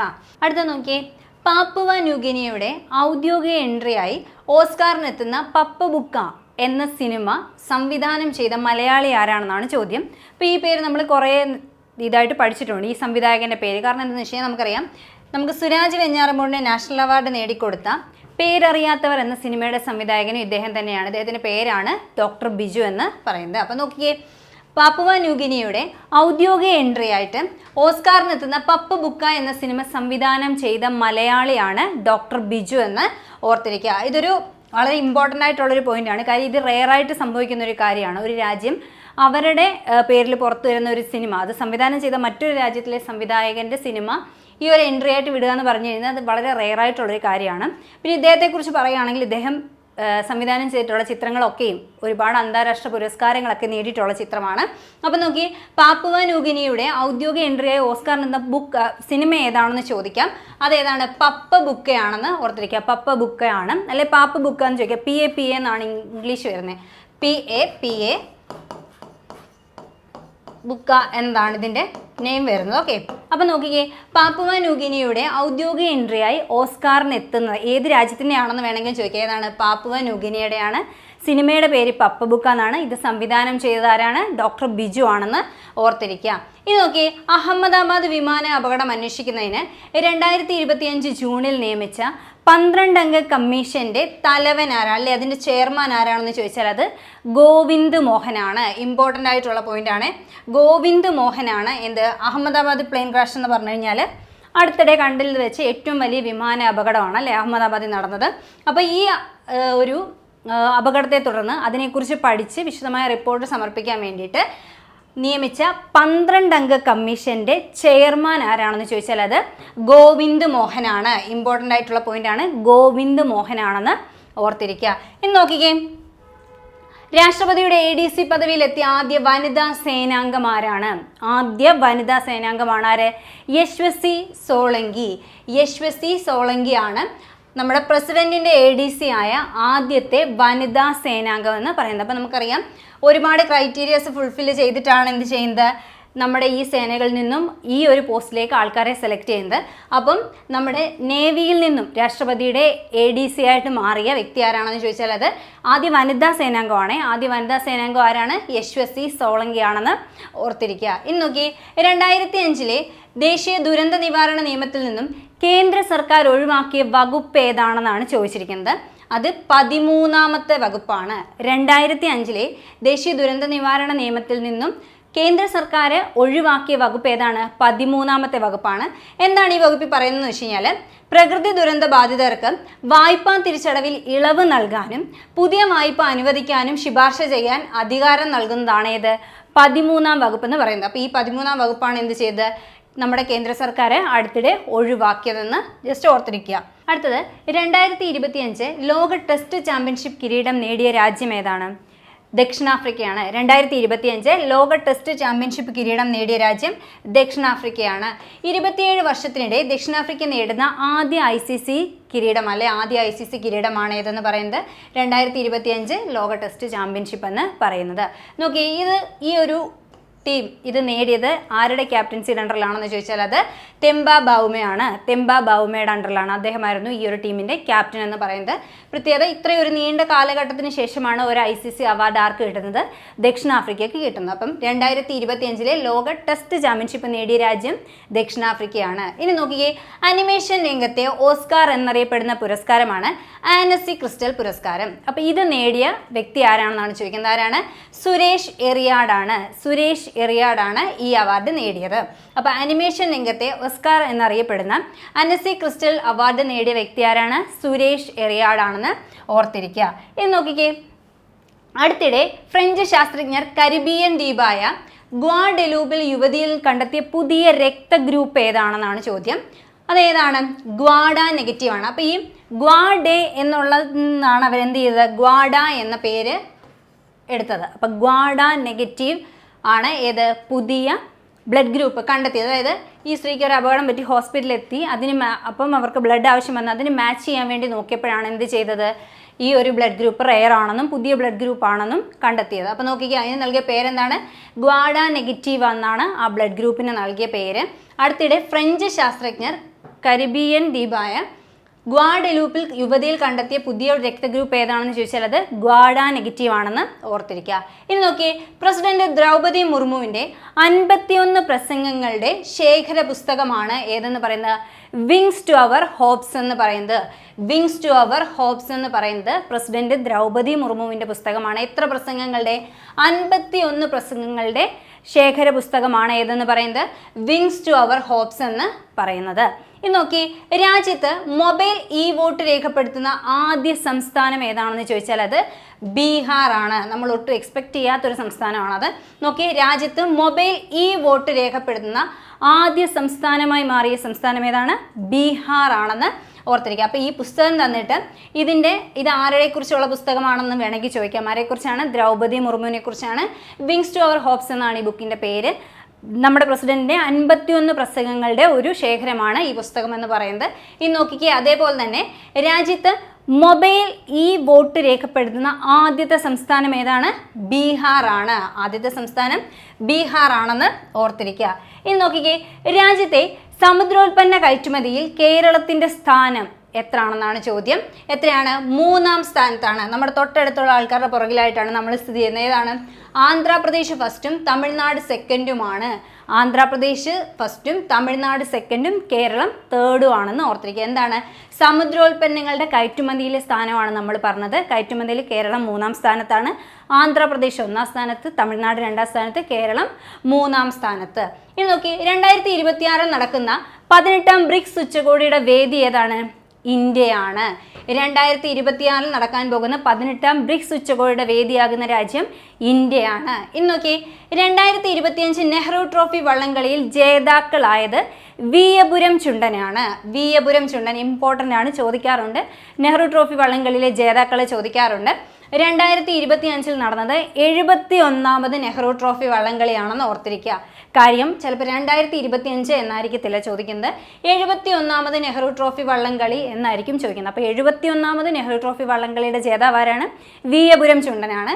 71ാമത് നെഹ്റു ട്രോഫി വള്ളംകളി നടന്നത് 2025 ഓർത്തിരിക്കുക. കൈനഗിരി വില്ലേജ് ബോട്ട് ക്ലബിൻ്റെ വിയപുരം ചുണ്ടനാണ് ഇതിനകത്തിൽ ജേതാവായത്. അപ്പോൾ ഈ ഒരു നെഹ്റു ട്രോഫി വള്ളംകളിക്ക് ഈ പറയുന്ന പോലെ നമുക്കൊരു ഭാഗ്യചിഹ്നമുണ്ട്. അതെന്താണ്? കളിവെള്ളം തുഴയുന്ന കാത്തു എന്ന കാക്കത്തമ്പുരാട്ടിയാണ്. കാത്തു എന്ന് വേണമെങ്കിൽ കൊടുക്കാം, കാത്തു എന്ന കാക്കത്തമ്പുരാട്ടി എന്ന് വേണമെങ്കിലും ഓപ്ഷനിൽ കൊടുക്കാം. അപ്പോൾ അത് ഏതിൻ്റെയാണ്? നമ്മുടെ നെഹ്റു ട്രോഫി വള്ളംകളിയുടെ ഭാഗ്യചിഹ്നമാണ് കാത്തു എന്ന കാക്കത്തമ്പുരാട്ടി. അതായത് വള്ളം തുഴയുന്ന ഒരു കാക്കയുടെ ചിഹ്നമാണ് ഇതിന് ഭാഗ്യചിഹ്നമായിട്ട് കൊടുത്തിട്ടുള്ളത്. ഇനി നോക്കി, ആധാർ അടിസ്ഥാനമാക്കി മുഖം തിരിച്ചറിയൽ സംവിധാനം ഉപയോഗിച്ച് റേഷൻ വിതരണം ചെയ്യാൻ ആരംഭിച്ച ഇന്ത്യയിലെ ആദ്യത്തെ സംസ്ഥാനമാണ് ഏതെന്ന് പറയുന്നത്? ഹിമാചൽ പ്രദേശ് എന്ന് പറയുന്നത്. ഇപ്പം നമുക്കറിയാം, നിലവിൽ നമ്മൾ റേഷൻ കടയിലൊക്കെ പോവുകയാണെങ്കിൽ നമ്മുടെ വിരലടയാളം വെച്ചിട്ടാണ് അവർ എന്ത് ചെയ്യുന്നത്? അത് വെച്ച് നമ്മളെ വെരിഫൈ ചെയ്തിട്ടാണ് അവർ എന്ത് ചെയ്യുന്നത്? നമുക്ക് സാധനങ്ങൾ തരുന്നത്. പക്ഷേ ഇപ്പോൾ കഠിനമായിട്ടുള്ള ജോലി ചെയ്യുന്ന ആൾക്കാരാണെങ്കിലോ അല്ലെങ്കിൽ പ്രായം കൂടിയ ആൾക്കാരൊക്കെ ആണെങ്കിലും ഒരുപക്ഷെ അവരുടെ ഈ തമ്പിയും പ്രശ്നമൊന്നും കറക്റ്റായിട്ട് കിട്ടണമെന്നില്ല. അതുകൊണ്ട് എന്ത് ചെയ്യാണ്? അവരുടെ ഫേസ് റെക്കഗ്നൈസ് ചെയ്ത് അതുവഴി എന്ത് ചെയ്യാം? ഈ ക്രമക്കേടുകൾ, ഇപ്പം ഒരാളുടെ റേഷൻ മാറി മറ്റൊരാൾ വാങ്ങുന്ന രീതിയിലുള്ള ക്രമക്കേടുകളൊക്കെ ഒരു പരിധിവരെ ഇല്ലാതാക്കാൻ വേണ്ടിയിട്ട് കൊണ്ടുവന്ന ഒരു പുതിയ സിസ്റ്റമാണ് ഏതെന്ന് പറയുന്നത്? ആധാർ അടിസ്ഥാനമാക്കി മുഖം തിരിച്ചറിഞ്ഞുകൊണ്ട് ആ സംവിധാനം വെച്ച് റേഷൻ വിതരണം ചെയ്യുന്നത്. ഇത് കൊണ്ടുവന്ന ആദ്യത്തെ സംസ്ഥാനം ഏതാണ്? ഹിമാചൽ പ്രദേശാണ്. ഇങ്ങനത്തെ സംസ്ഥാനങ്ങളൊക്കെ എപ്പോഴും ചോദിക്കാറുണ്ട്, ആദ്യമായിട്ട് ഓരോ കാര്യങ്ങൾ ഇംപ്ലിമെൻറ്റ് ചെയ്യുന്ന സംസ്ഥാനം ഏതാണെന്ന്. അപ്പം മുഖം ഫേസ് റെക്കഗ്നീഷൻ വഴി റേഷൻ വിതരണം ആരംഭിച്ച ഇന്ത്യയിലെ ആദ്യത്തെ സംസ്ഥാനമാണ് ഹിമാചൽ പ്രദേശ് എന്ന് പറയുന്നത്. ഇനി നോക്കിയേ, ഇന്ത്യയിലെ ആദ്യത്തെ വേഴാമ്പൽ സംരക്ഷണ കേന്ദ്രം. വേഴാമ്പൽ എന്ന് കേൾക്കുമ്പോൾ നമുക്ക് തോന്നും നമ്മളുടെ സംസ്ഥാനമാണെന്നല്ല. ഏതാണ്?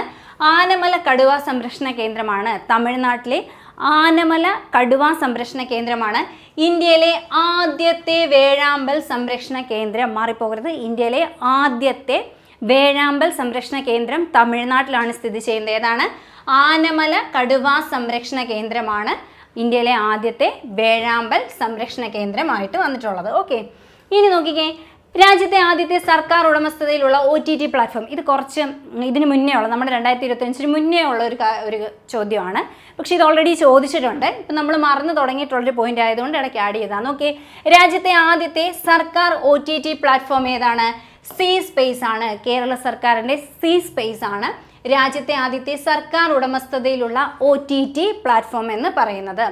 നോക്കിയേ, ഗൾഫ് രാജ്യങ്ങളിൽ ആദ്യമായിട്ട് ആദായ നികുതി ഏർപ്പെടുത്തിയ രാജ്യം ഏതാണെന്ന് ചോദിച്ചാൽ ഒമാനാണ്. ഇമ്പോർട്ടൻ്റ് ആയിട്ടുള്ള പോയിന്റാണ്. ഗൾഫ് രാജ്യങ്ങളിൽ ആദ്യമായിട്ട് ആദായ നികുതി ഏർപ്പെടുത്തിയ രാജ്യം ഏതാണെന്ന് ചോദിച്ചാൽ ഏതാണ്? ഒമാനാണെന്ന് ഓർത്തിരിക്കുക. ഒമാനിലാണ്. നേരത്തെ നമ്മളോട് ചോദിക്കാറുണ്ട് ഓരോ ടാക്സുകൾ ആദ്യമായിട്ട് ഏർപ്പെടുത്തിയ രാജ്യം ഏതാണെന്ന് ചോദിക്കാറുണ്ട്. അങ്ങനെയാണെങ്കിൽ കറൻ്റ്ലി റെലവൻ്റ് ആയിട്ടുള്ളൊരു പോയിന്റാണ് ഏത്? ഗൾഫ് രാജ്യങ്ങളിൽ ആദ്യമായിട്ട് ആദായ നികുതി ഏർപ്പെടുത്തിയ രാജ്യം ഒമാനാണെന്നുള്ള പോയിന്റ്. ഓക്കെ, ഇനി നോക്കിയേ, സംസ്ഥാനത്തെ +1 +2 വിദ്യാർത്ഥിനികൾക്ക് നൽകി തുടങ്ങാൻ ഒരുങ്ങുന്ന ഗർഭാശയഗള ക്യാൻസർ പ്രതിരോധത്തിനുള്ള വാക്സിനേഷൻ്റെ പേരെന്താണ്? HPV വാക്സിനേഷൻ അല്ലെങ്കിൽ ഹ്യൂമൻ പാപ്പിലോമ വൈറസ് വാക്സിനേഷൻ എന്ന് പറയും. അതായത് ഈ പറയുന്ന ഗർഭാശയഗള ക്യാൻസർ ആണ് എന്തെന്ന് പറയുന്നത്? ഈ ഗർഭാശയഗള ക്യാൻസർ ഉണ്ടാക്കുന്ന വൈറസ് ആണ് ഏത്? ഹ്യൂമൻ പാപ്പിലോമ വൈറസ് എന്ന് പറയുന്നത്. അപ്പം ഇത് ഒരു പ്രായം എത്തുന്നതിന് മുമ്പ് തന്നെ ഇതിനെ പ്രതിരോധിക്കാനുള്ള വാക്സിൻസ് നൽകാൻ വേണ്ടിയിട്ടാണ് എന്ത് ചെയ്യുന്നത്? സംസ്ഥാനത്തെ +1 +2 വിദ്യാർത്ഥിനികൾക്ക് ഇത് വാക്സിനേഷനായിട്ട് നൽകുന്നത്. അപ്പം നോക്കിയേ, നമ്മുടെ ഗർഭാശയഗള ക്യാൻസർ പ്രതിരോധത്തിന് വേണ്ടിയിട്ട് നൽകുന്ന വാക്സിനേഷൻ ഏതാണെന്ന് ചോദിച്ചാൽ ഹ്യൂമൻ പാപ്പിലോമ വൈറസ് വാക്സിനേഷൻ ആണെന്ന് ഓർത്തിരിക്കാം. നോക്കിയേ, 2025 ഫിഡെ വനിതാ ചെസ് ലോകകപ്പിൽ കിരീടം നേടിയത് ആരാണ്? 2025 ഫിഡെ വനിതാ ചെസ് ലോകകപ്പിൽ കിരീടം നേടിയത് ദിവ്യ ദേശ്മുഖാണ്. ഉറപ്പായിട്ടും ഓപ്ഷനിൽ കൊനേരു ഹംപി ഉണ്ടാവും. അപ്പം കൊനേരു ഹംപിയെ പരാജയപ്പെടുത്തിക്കൊണ്ട് ജയിച്ചതാരാണ്? ദിവ്യ ദേശ്മുഖാണ്. ഒരു വട്ടം ചോദിച്ചിരുന്നത് കൊനേരു ഹംപി ഏത് കായിക ഇനവുമായിട്ട് ബന്ധപ്പെടുന്നു എന്നാണ് ചോദിച്ചത്. ചെസ്സുമായിട്ട് ബന്ധപ്പെട്ടതായിരുന്നു ഉത്തരം. അപ്പം നോക്കിയേ, 2025 ഫിഡെ വനിതാ ചെസ് ലോകകപ്പിൽ കിരീടം നേടിയത് ദിവ്യ ദേശ്മുഖാണെന്ന് ഓർത്തിരിക്കുക. ഫൈനലിൽ കൊനേരു ഹംപി, ഇന്ത്യയുടെ തന്നെ കൊനേരു ഹംപിയെ പരാജയപ്പെടുത്തിക്കൊണ്ടാണ് ദിവ്യ കിരീടം നേടിയത്. അപ്പോൾ ഇതിൻ്റെ വേദിയായിരുന്നത് ജോർജിയയിലെ ബാത്തുമിയാണ് ഇതിന് വേദിയായത്. ഈ ഒരു നേട്ടത്തോടു കൂടി ഇന്ത്യയുടെ 88ാം ഗ്രാൻഡ് മാസ്റ്റർ ആയിട്ട് വന്നതാരാണ്? ദിവ്യ ദേശ്മുഖാണ്. ഇന്ത്യയുടെ 88ാമത് ഗ്രാൻഡ് മാസ്റ്റർ ആരാണ്? ദിവ്യ ദേശ്മുഖാണ്. ഫൈനലിൽ ഇന്ത്യയുടെ കൊനേരു ഹംപിയെ പരാജയപ്പെടുത്തി. അതായത് ഒരു രാജ്യത്തെ തന്നെ രണ്ട് ആൾക്കാർ തമ്മിൽ നേരിട്ട് അല്ലെങ്കിൽ രണ്ട് ആൾക്കാർ തമ്മിൽ മത്സരിച്ചൊരു ഫൈനലായിരുന്നു ഇത്. അപ്പോൾ അതും വളരെ റെയറായിട്ടുള്ളൊരു കാര്യമാണ്. അപ്പോൾ ദിവ്യ ദേശ്മുഖ് വിജയിക്കുകയും കൊനേരു ഹംപിയെയാണ് പരാജയപ്പെടുത്തുകയും ചെയ്തത്. ഇതോടുകൂടി ഇന്ത്യയുടെ 88ാം ഗ്രാൻഡ് മാസ്റ്റർ ആയതാരാണ്? ദിവ്യ ദേശ്മുഖാണെന്ന് ഓർത്തിരിക്കുക. ഇനി നോക്കിക്കേ, ISROയും നാസയും സംയുക്തമായി നടത്തുന്ന ആദ്യ ഉപഗ്രഹ വിക്ഷേപണമാണ് ഇതെന്ന് പറയുന്നത് നിസാർ എന്ന് പറയുന്നത്. അപ്പോൾ നമുക്കത് ഇംഗ്ലീഷിൽ എഴുതുവാണെങ്കിൽ നമുക്കത് കണക്ട് ചെയ്തിടാൻ പറ്റും. നിസാർ എന്ന് എഴുതുമ്പോൾ NASA ISRO synthetic aperture radar എന്ന് നമുക്ക് ഓർത്തിരിക്കാനായിട്ട് പറ്റും. അപ്പോൾ നോക്കിയേ, ISROയും നാസയും സംയുക്തമായി നടത്തുന്ന ആദ്യത്തെ ഉപഗ്രഹ വിക്ഷേപണമാണ് ഏതെന്ന് പറയുന്നത് നിസാർ എന്ന് പറയുന്നത്. അതായത് NASA ISRO synthetic aperture radar എന്ന് പറയുന്നത് ISROയും നാസയും ചേർന്ന് നടത്തുന്ന ആദ്യത്തെ ഉപഗ്രഹ വിക്ഷേപണമാണ്. നോക്കിയേ, ഈ ഉപഗ്രഹം വിക്ഷേപിച്ചത് സതീഷ് ധവാൻ സ്പേസ് സെൻറ്ററിൽ നിന്നുമാണ്, ശ്രീഹരിക്കോട്ടയിലെ. അതേപോലെ തന്നെ ഇത് വിക്ഷേപിച്ച തീയതി 2025 ജൂലൈ 30 ആണ്. ഇനി ഇതിൻ്റെ വിക്ഷേപണ വാഹനം എന്ന് പറഞ്ഞാൽ GSLV F-16 റോക്കറ്റിലാണ് ഇതിൻ്റെ ലോഞ്ച് വെഹിക്കിൾ എന്ന് പറയുന്നത്. അതേപോലെ തന്നെ ഇത് എത്രയാണ്? GSLVയുടെ 18ാമത്തെ ദൗത്യമാണ് നമ്മുടെ ഈ പറഞ്ഞ നിസാർ എന്ന് പറയുന്നത്. അപ്പോൾ നോക്കി, ഇത്രയും കാര്യങ്ങൾ ഇമ്പോർട്ടൻ്റ് ആണ്. നിസാറാണ് ISROയും നാസയും കൂടെ സംയുക്തമായി വിക്ഷേപിക്കുന്ന ആദ്യത്തെ ഉപഗ്രഹം എന്ന് പറയുന്നത്. ഇനി നോക്കി, ഉപഗ്രഹം വിക്ഷേപിച്ചത് എപ്പോഴത്തെ പോലെ തന്നെ നമ്മൾ ശ്രീഹരിക്കോട്ട സതീഷ് ധവാൻ സ്പേസ് സെൻറ്ററിലെ ശ്രീഹരിക്കോട്ടയിലെ സതീഷ് ധവാൻ സ്പേസ് സെൻറ്ററിൽ നിന്നാണ് ഇത് വിക്ഷേപിച്ചത്. ഇതിൻ്റെ വിക്ഷേപണം തീയതി എന്ന് പറഞ്ഞാൽ 2025 ജൂലൈ 30 ആണ്. ലോഞ്ച് വെഹിക്കിൾ ഏതാണ്? GSLV F-16 റോക്കറ്റാണ് ഇത് ലോഞ്ച് ചെയ്തത്. അപ്പോൾ ഈ F-16 ആണ്, പക്ഷേ ഇത് GSLVയുടെ 18ാമത്തെ ദൗത്യമാണ്. 16 ഓപ്ഷനിലുണ്ടാവും. കാര്യം ഇവിടെ 16 വന്നതുകൊണ്ട് നമുക്ക് അങ്ങനെ കണക്ട് ചെയ്യാൻ തോന്നുന്നുണ്ട്. പക്ഷേ 18ാമത്തെ GSLVയുടെ 18ാമത്തെ ദൗത്യമാണ് ഏതെന്ന് പറയുന്നത് നിസാർ എന്ന് പറയുന്നത്. ഇനി നോക്കി, കേന്ദ്ര സർക്കാരിന് കീഴിലുള്ള എല്ലാ വകുപ്പുകളെ ഓഫീസുകൾ ഒരു കൂരയ്ക്ക് കീഴിൽ കൊണ്ടുവരിക എന്ന സെൻട്രൽ വിസ്ത പദ്ധതിയുടെ ഭാഗമായി പ്രധാനമന്ത്രി നരേന്ദ്രമോദി രാജ്യത്തിന് സമർപ്പിച്ച അത്യാധുനിക കേന്ദ്രം അറിയപ്പെടുന്ന പേരാണ് കർത്തവ്യ ഭവൻ എന്ന് പറയുന്നത്. കർത്തവ്യ ഭവൻ. അപ്പം സെൻട്രൽ ഗവൺമെൻറ് കീഴിലുള്ള ഒട്ടുമിക്ക എല്ലാ വകുപ്പുകളുടെ ഓഫീസുകൾ ഒരുമിച്ച് കൊണ്ടുവരുന്ന ഒരു ബിൽഡിംഗ് ആണ്, ഒരു കേന്ദ്രമാണ് ഏതെന്ന് പറയുന്നത് ഈ പറഞ്ഞ കർത്തവ്യ ഭവൻ എന്ന് പറയുന്നത്. ഓർത്തിരിക്കുക, കേന്ദ്ര സർക്കാരിന് കീഴിലുള്ള എല്ലാ വകുപ്പുകളുടെ ഓഫീസുകൾ ഒരു കൂരയ്ക്ക് കീഴിൽ കൊണ്ടുവരാനുള്ള സെൻട്രൽ വിസ്ത പദ്ധതിയുടെ ഭാഗമായിട്ട് കൊണ്ടുവന്ന അത്യാധുനിക കേന്ദ്രത്തിൻ്റെ പേരെന്താണ്? കർത്തവ്യ ഭവൻ എന്നാണ്. ഓക്കെ, ഇനി നോക്കി, അടുത്തിടെ വംശനാശ ഭീഷണി നേരിടുന്ന ഏഷ്യൻ ഭീമൻ ആമയെ എത്തിച്ച നാഗാലാൻഡിലെ കമ്മ്യൂണിറ്റി റിസർവ് ഏതാണെന്ന് ചോദിക്കാം. ഏതാണ്? സെലിയാങ് കമ്മ്യൂണിറ്റി റിസർവ് ആണ്. സെലിയാങ് കമ്മ്യൂണിറ്റി റിസർവിലാണ് എന്ത് ചെയ്തത്? വംശനാശ ഭീഷണി നേരിടുന്ന ഏഷ്യൻ ഭീമൻ ആമയെ കൊണ്ടുവന്ന നാഗാലാൻഡിലെ കമ്മ്യൂണിറ്റി റിസർവ് ഏത് സംസ്ഥാനത്താണെന്ന് വേണമെങ്കിൽ ചോദിക്കാം. ഈ സെലിയാങ് കമ്മ്യൂണിറ്റി റിസർവ് ഏത് സംസ്ഥാനത്താണെന്ന് വേണമെങ്കിൽ ചോദിക്കാം. ഏതാണ്? നാഗാലാൻഡിലാണ്. ഇനി തിരിച്ചു ചോദിക്കുവാണ്, നാഗാലാൻഡിലെ ഏത് കമ്മ്യൂണിറ്റി റിസർവിലാണെന്ന് ചോദിച്ചു കഴിഞ്ഞാൽ ഏതാണ്? സെലിയാങ് കമ്മ്യൂണിറ്റി റിസർവ് ആണെന്ന് ഓർത്തിരിക്കുക. എന്തിനെയാണ് കൊണ്ടുവന്നത്? ഏഷ്യൻ ഭീമൻ ആമയെ. എന്തുകൊണ്ടാണ്? വംശനാശ ഭീഷണി നേരിടുന്ന ആ കാറ്റഗറിയിൽ വരുന്നതാണ് ഈ പറഞ്ഞ ഏഷ്യൻ ഭീമൻ ആമ എന്ന് പറയുന്നത്. അപ്പോൾ ഇതിനെ കൊണ്ടുവന്ന കമ്മ്യൂണിറ്റി റിസർവ് ആണ് ഏത്? സെലിയാങ് കമ്മ്യൂണിറ്റി റിസർവ് എന്ന് പറയുന്നത്. ഇനി നോക്കിയേ, മലയാറ്റൂർ ട്രസ്റ്റ് ഏർപ്പെടുത്തിയ 18ാമത് മലയാറ്റൂർ പുരസ്കാരത്തിന് അർഹനായ വ്യക്തി ആരാണ്? അത് ഇ സന്തോഷ് കുമാറാണ്. ഇ സന്തോഷ് കുമാറിനാണ് മലയാറ്റൂർ ട്രസ്റ്റ് ഏർപ്പെടുത്തിയ 18ാമത് മലയാറ്റൂർ പുരസ്കാരത്തിന് അർഹനായ വ്യക്തി ഇ സന്തോഷ് കുമാറാണ്. ഇദ്ദേഹത്തിൻ്റെ കൃതി ഏതാണെന്ന് ചോദിച്ചാൽ അത് തപോമയിയുടെ അച്ഛൻ എന്ന കൃതിയാണ്. തപോമയിയുടെ അച്ഛൻ എന്ന കൃതിയാണ് ഇദ്ദേഹത്തിന് ഈ ഒരു അവാർഡിന് അർഹനാക്കിയത്. ഇനി നോക്കിയേ, സംസ്ഥാന സർക്കാർ പുതിയതായി രൂപവൽക്കരിച്ച വയോജന കമ്മീഷന്റെ അധ്യക്ഷനായി നിയമിതനായ വ്യക്തിയാണ് കെ സോമപ്രസാദ് എന്ന് പറയുന്നത്. ഇമ്പോർട്ടൻ്റ് ആയിട്ടുള്ള പോയിന്റാണ്. സംസ്ഥാന സർക്കാർ പുതിയതായി രൂപവൽക്കരിച്ച വയോജന കമ്മീഷന്റെ അധ്യക്ഷൻ ആരാണെന്ന് ചോദിക്കാം. ആരാണ്? കെ സോമപ്രസാദ് ആണെന്ന് ഓർത്തിരിക്കുക. ഇത് നോക്കിയേ, സംസ്ഥാന സർക്കാരിൻ്റെ ഇന്റർനെറ്റ് സേവന ദാതാക്കളായ കെ ഫോണിൻ്റെ ഭാഗ്യചിഹ്നം എന്താണെന്നാണ് ചോദിക്കുന്നത്. നമ്മൾ മറന്നു തുടങ്ങിയിട്ടുള്ളൊരു പോയിന്റ് ആയതുകൊണ്ട് ആഡ് ചെയ്തതാണ്. ഫിബോയാണ് കെ ഫോണിൻ്റെ മസ്കോട്ട് എന്ന് പറയുന്നത്. ദേശീയ മൃഗമായ കടുവയുടെ രൂപത്തിലുള്ള ചിഹ്നം കെ ഫോൺ ടീഷർട്ട് അണിഞ്ഞു നിൽക്കുന്ന രൂപത്തിലാണ് ഇത് രൂപകൽപ്പന ചെയ്തിരിക്കുന്നത്. ഇതാണ് കെ ഫോണിൻ്റെ മസ്കോട്ട് എന്ന് പറയുന്നത്. അപ്പോൾ നോക്കി, സംസ്ഥാന സർക്കാരിൻ്റെ ഇന്റർനെറ്റ് സേവന ദാതാക്കളായ കെ ഫോണിൻ്റെ ഭാഗ്യചിഹ്നമാണ് ഏതെന്ന് പറയുന്നത് ഫിബോ. പേരായിരിക്കും കൂടുതൽ ചോദിക്കാൻ ചാൻസ്. ഏതാണ്? ഫിബോയാണെന്ന് ഓർത്തിരിക്കുക.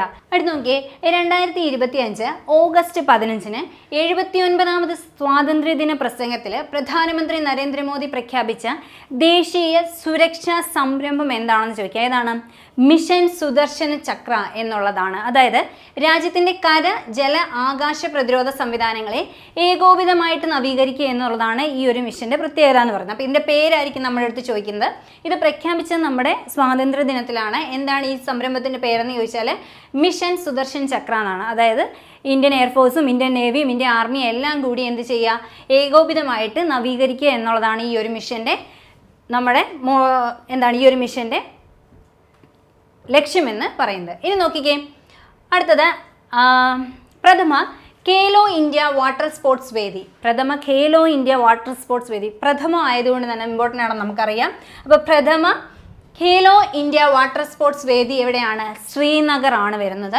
അപ്പോൾ ഇതിനൊരു ഭാഗ്യചിഹ്നമുണ്ട്. ഇതിൻ്റെ ഭാഗ്യചിഹ്നമാണ് ഇത് ഹിമാലയൻ കിങ്ഫിഷർ ആണ് എന്തെന്ന് പറയുന്നത് ഇതിൻ്റെ ഭാഗ്യചിഹ്നം എന്ന് പറയുന്നത്. ഓക്കെ, വാട്ടർ സ്പോർട്സ് ഫെസ്റ്റിവൽ 2024 എന്നാണ് ഇതിനകത്ത് കൊടുത്തിട്ടുണ്ട്. അപ്പം നിങ്ങൾക്കിത് കാണുമ്പോൾ ജസ്റ്റ് ഇമേജ് കാണുമ്പോൾ ഒന്ന് ഐഡൻറ്റിഫൈ ചെയ്യാൻ പറ്റും. എവിടെയാണ്? ജമ്മു കാശ്മീർ എന്ന് കൊടുത്തിട്ടുണ്ട്. എവിടെയാണ് എക്സാക്റ്റ് ചോദിക്കുവാണെങ്കിൽ ശ്രീനഗറിലാണ് ഇത് നടന്നതെന്ന് ഓർത്തിരിക്കുക. ഹിമാലയൻ കിങ്ഫിഷർ ആണ്. ഇതാണ് നമ്മുടെ മസ്കോട്ട് എന്ന് പറയുന്നത്. ഇനി നോക്കി, രാജ്യത്തെ ആദ്യത്തെ സമ്പൂർണ്ണ IoT ഇന്റർനെറ്റ് ഓഫ് തിങ്സ് അധിഷ്ഠിത പഞ്ചായത്താണ് കാട്ടാക്കട. തിരുവനന്തപുരം കാട്ടാക്കട ആണ് ഏതെന്ന് പറയുന്നത് നമ്മുടെ IoT അധിഷ്ഠിത പഞ്ചായത്ത് എന്ന് പറയുന്നത്. ഏതാണ്? കാട്ടാക്കട. തിരുവനന്തപുരം ജില്ലയിലെ കാട്ടാക്കടയാണെന്ന് ഓർത്തിരിക്കുക. ഇനി നോക്കി, രാജ്യത്ത് ആദ്യമായി സ്ത്രീകൾക്ക് വേണ്ടി പ്രത്യേക വെൽനസ് ക്ലിനിക് ആരംഭിച്ച സംസ്ഥാനമാണ് ഏതെന്ന് പറയുന്നത് കേരളം എന്ന് പറയുന്നത്. അപ്പം റെയറായിട്ടുള്ള രക്തം ഉള്ള ആൾക്കാരുടെ രജിസ്ട്രി സംവിധാനം കൊണ്ടുവന്നത് ഏത് സംസ്ഥാനമാണ്? കേരളമാണ്. ആദ്യമായിട്ട് ആ ഒരു രജിസ്ട്രി പുറത്തിറക്കിയ കേരളമാണ്. സ്ത്രീകൾക്ക് വേണ്ടി ആദ്യമായി പ്രത്യേക വെൽനസ് ക്ലിനിക്ക് കൊണ്ടുവന്ന സംസ്ഥാനം ഏതാണ്? കേരളമാണെന്ന് ഓർത്തിരിക്കുക. ഇനി നോക്കി, ഖേലോ ഇന്ത്യ വാട്ടർ സ്പോർട്സിൻ്റെ വേദി ശ്രീനഗർ ആണ്. ഹിമാലയൻ കിങ്ഫിഷർ ആണ് ഇതിൻ്റെ മസ്കോട്ട് എന്നും ഓർത്തിരിക്കുക. നോക്കിക്കേ, ആൻറ്റി ഡ്രോൺ സംവിധാനം വിന്യസിക്കുന്ന ഇന്ത്യയുടെ ആദ്യത്തെ തുറമുഖം നേരത്തെ കാൻഡല എന്ന പേരുള്ള ദീൻ ദയാൽ പോർട്ടാണ്. ഗുജറാത്തിലെ ദീൻ ദയാൽ പോർട്ടിലാണ് എന്ത് ചെയ്തത്? ആൻറ്റി ഡ്രോൺ സംവിധാനം വിന്യസിക്കുന്ന രാജ്യത്തെ ആദ്യത്തെ പോർട്ടായിട്ട് മാറിയത്. ഏത് പോർട്ടാണ്? കാൻഡല തുറമുഖം അല്ലെങ്കിൽ ദീൻ ദയാൽ പോർട്ട്. പണ്ടത്തെ പേര് കാൻഡല എന്നായിരുന്നു. ഗുജറാത്തിൽ സ്ഥിതി ചെയ്യുന്ന ദീൻ ദയാൽ പോർട്ടാണ് ആദ്യമായിട്ട് ആൻറ്റി ഡ്രോൺ സംവിധാനം വിന്യസിക്കുന്ന ഇന്ത്യൻ പോർട്ടായിട്ട് മാറിയത്.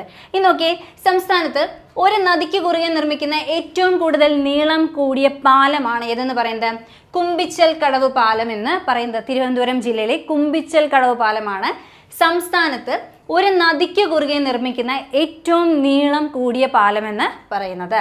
ജസ്റ്റ് ഈ പേര് നോക്കിയാൽ കുമ്പിച്ചൽ കടവ് പാലമാണെന്ന് ഓർത്തിരിക്കുക. ഇനി നോക്കി, പൗരന്മാരുടെ അവശ്യരേഖകളും സർട്ടിഫിക്കറ്റുകളും ഡിജി ലോക്കറുമായി ബന്ധിപ്പിച്ച് ഡിജിറ്റലായി സൂക്ഷിക്കാനുള്ള കേരള സർക്കാരിൻ്റെ സംവിധാനമാണ് ഡീഡ്.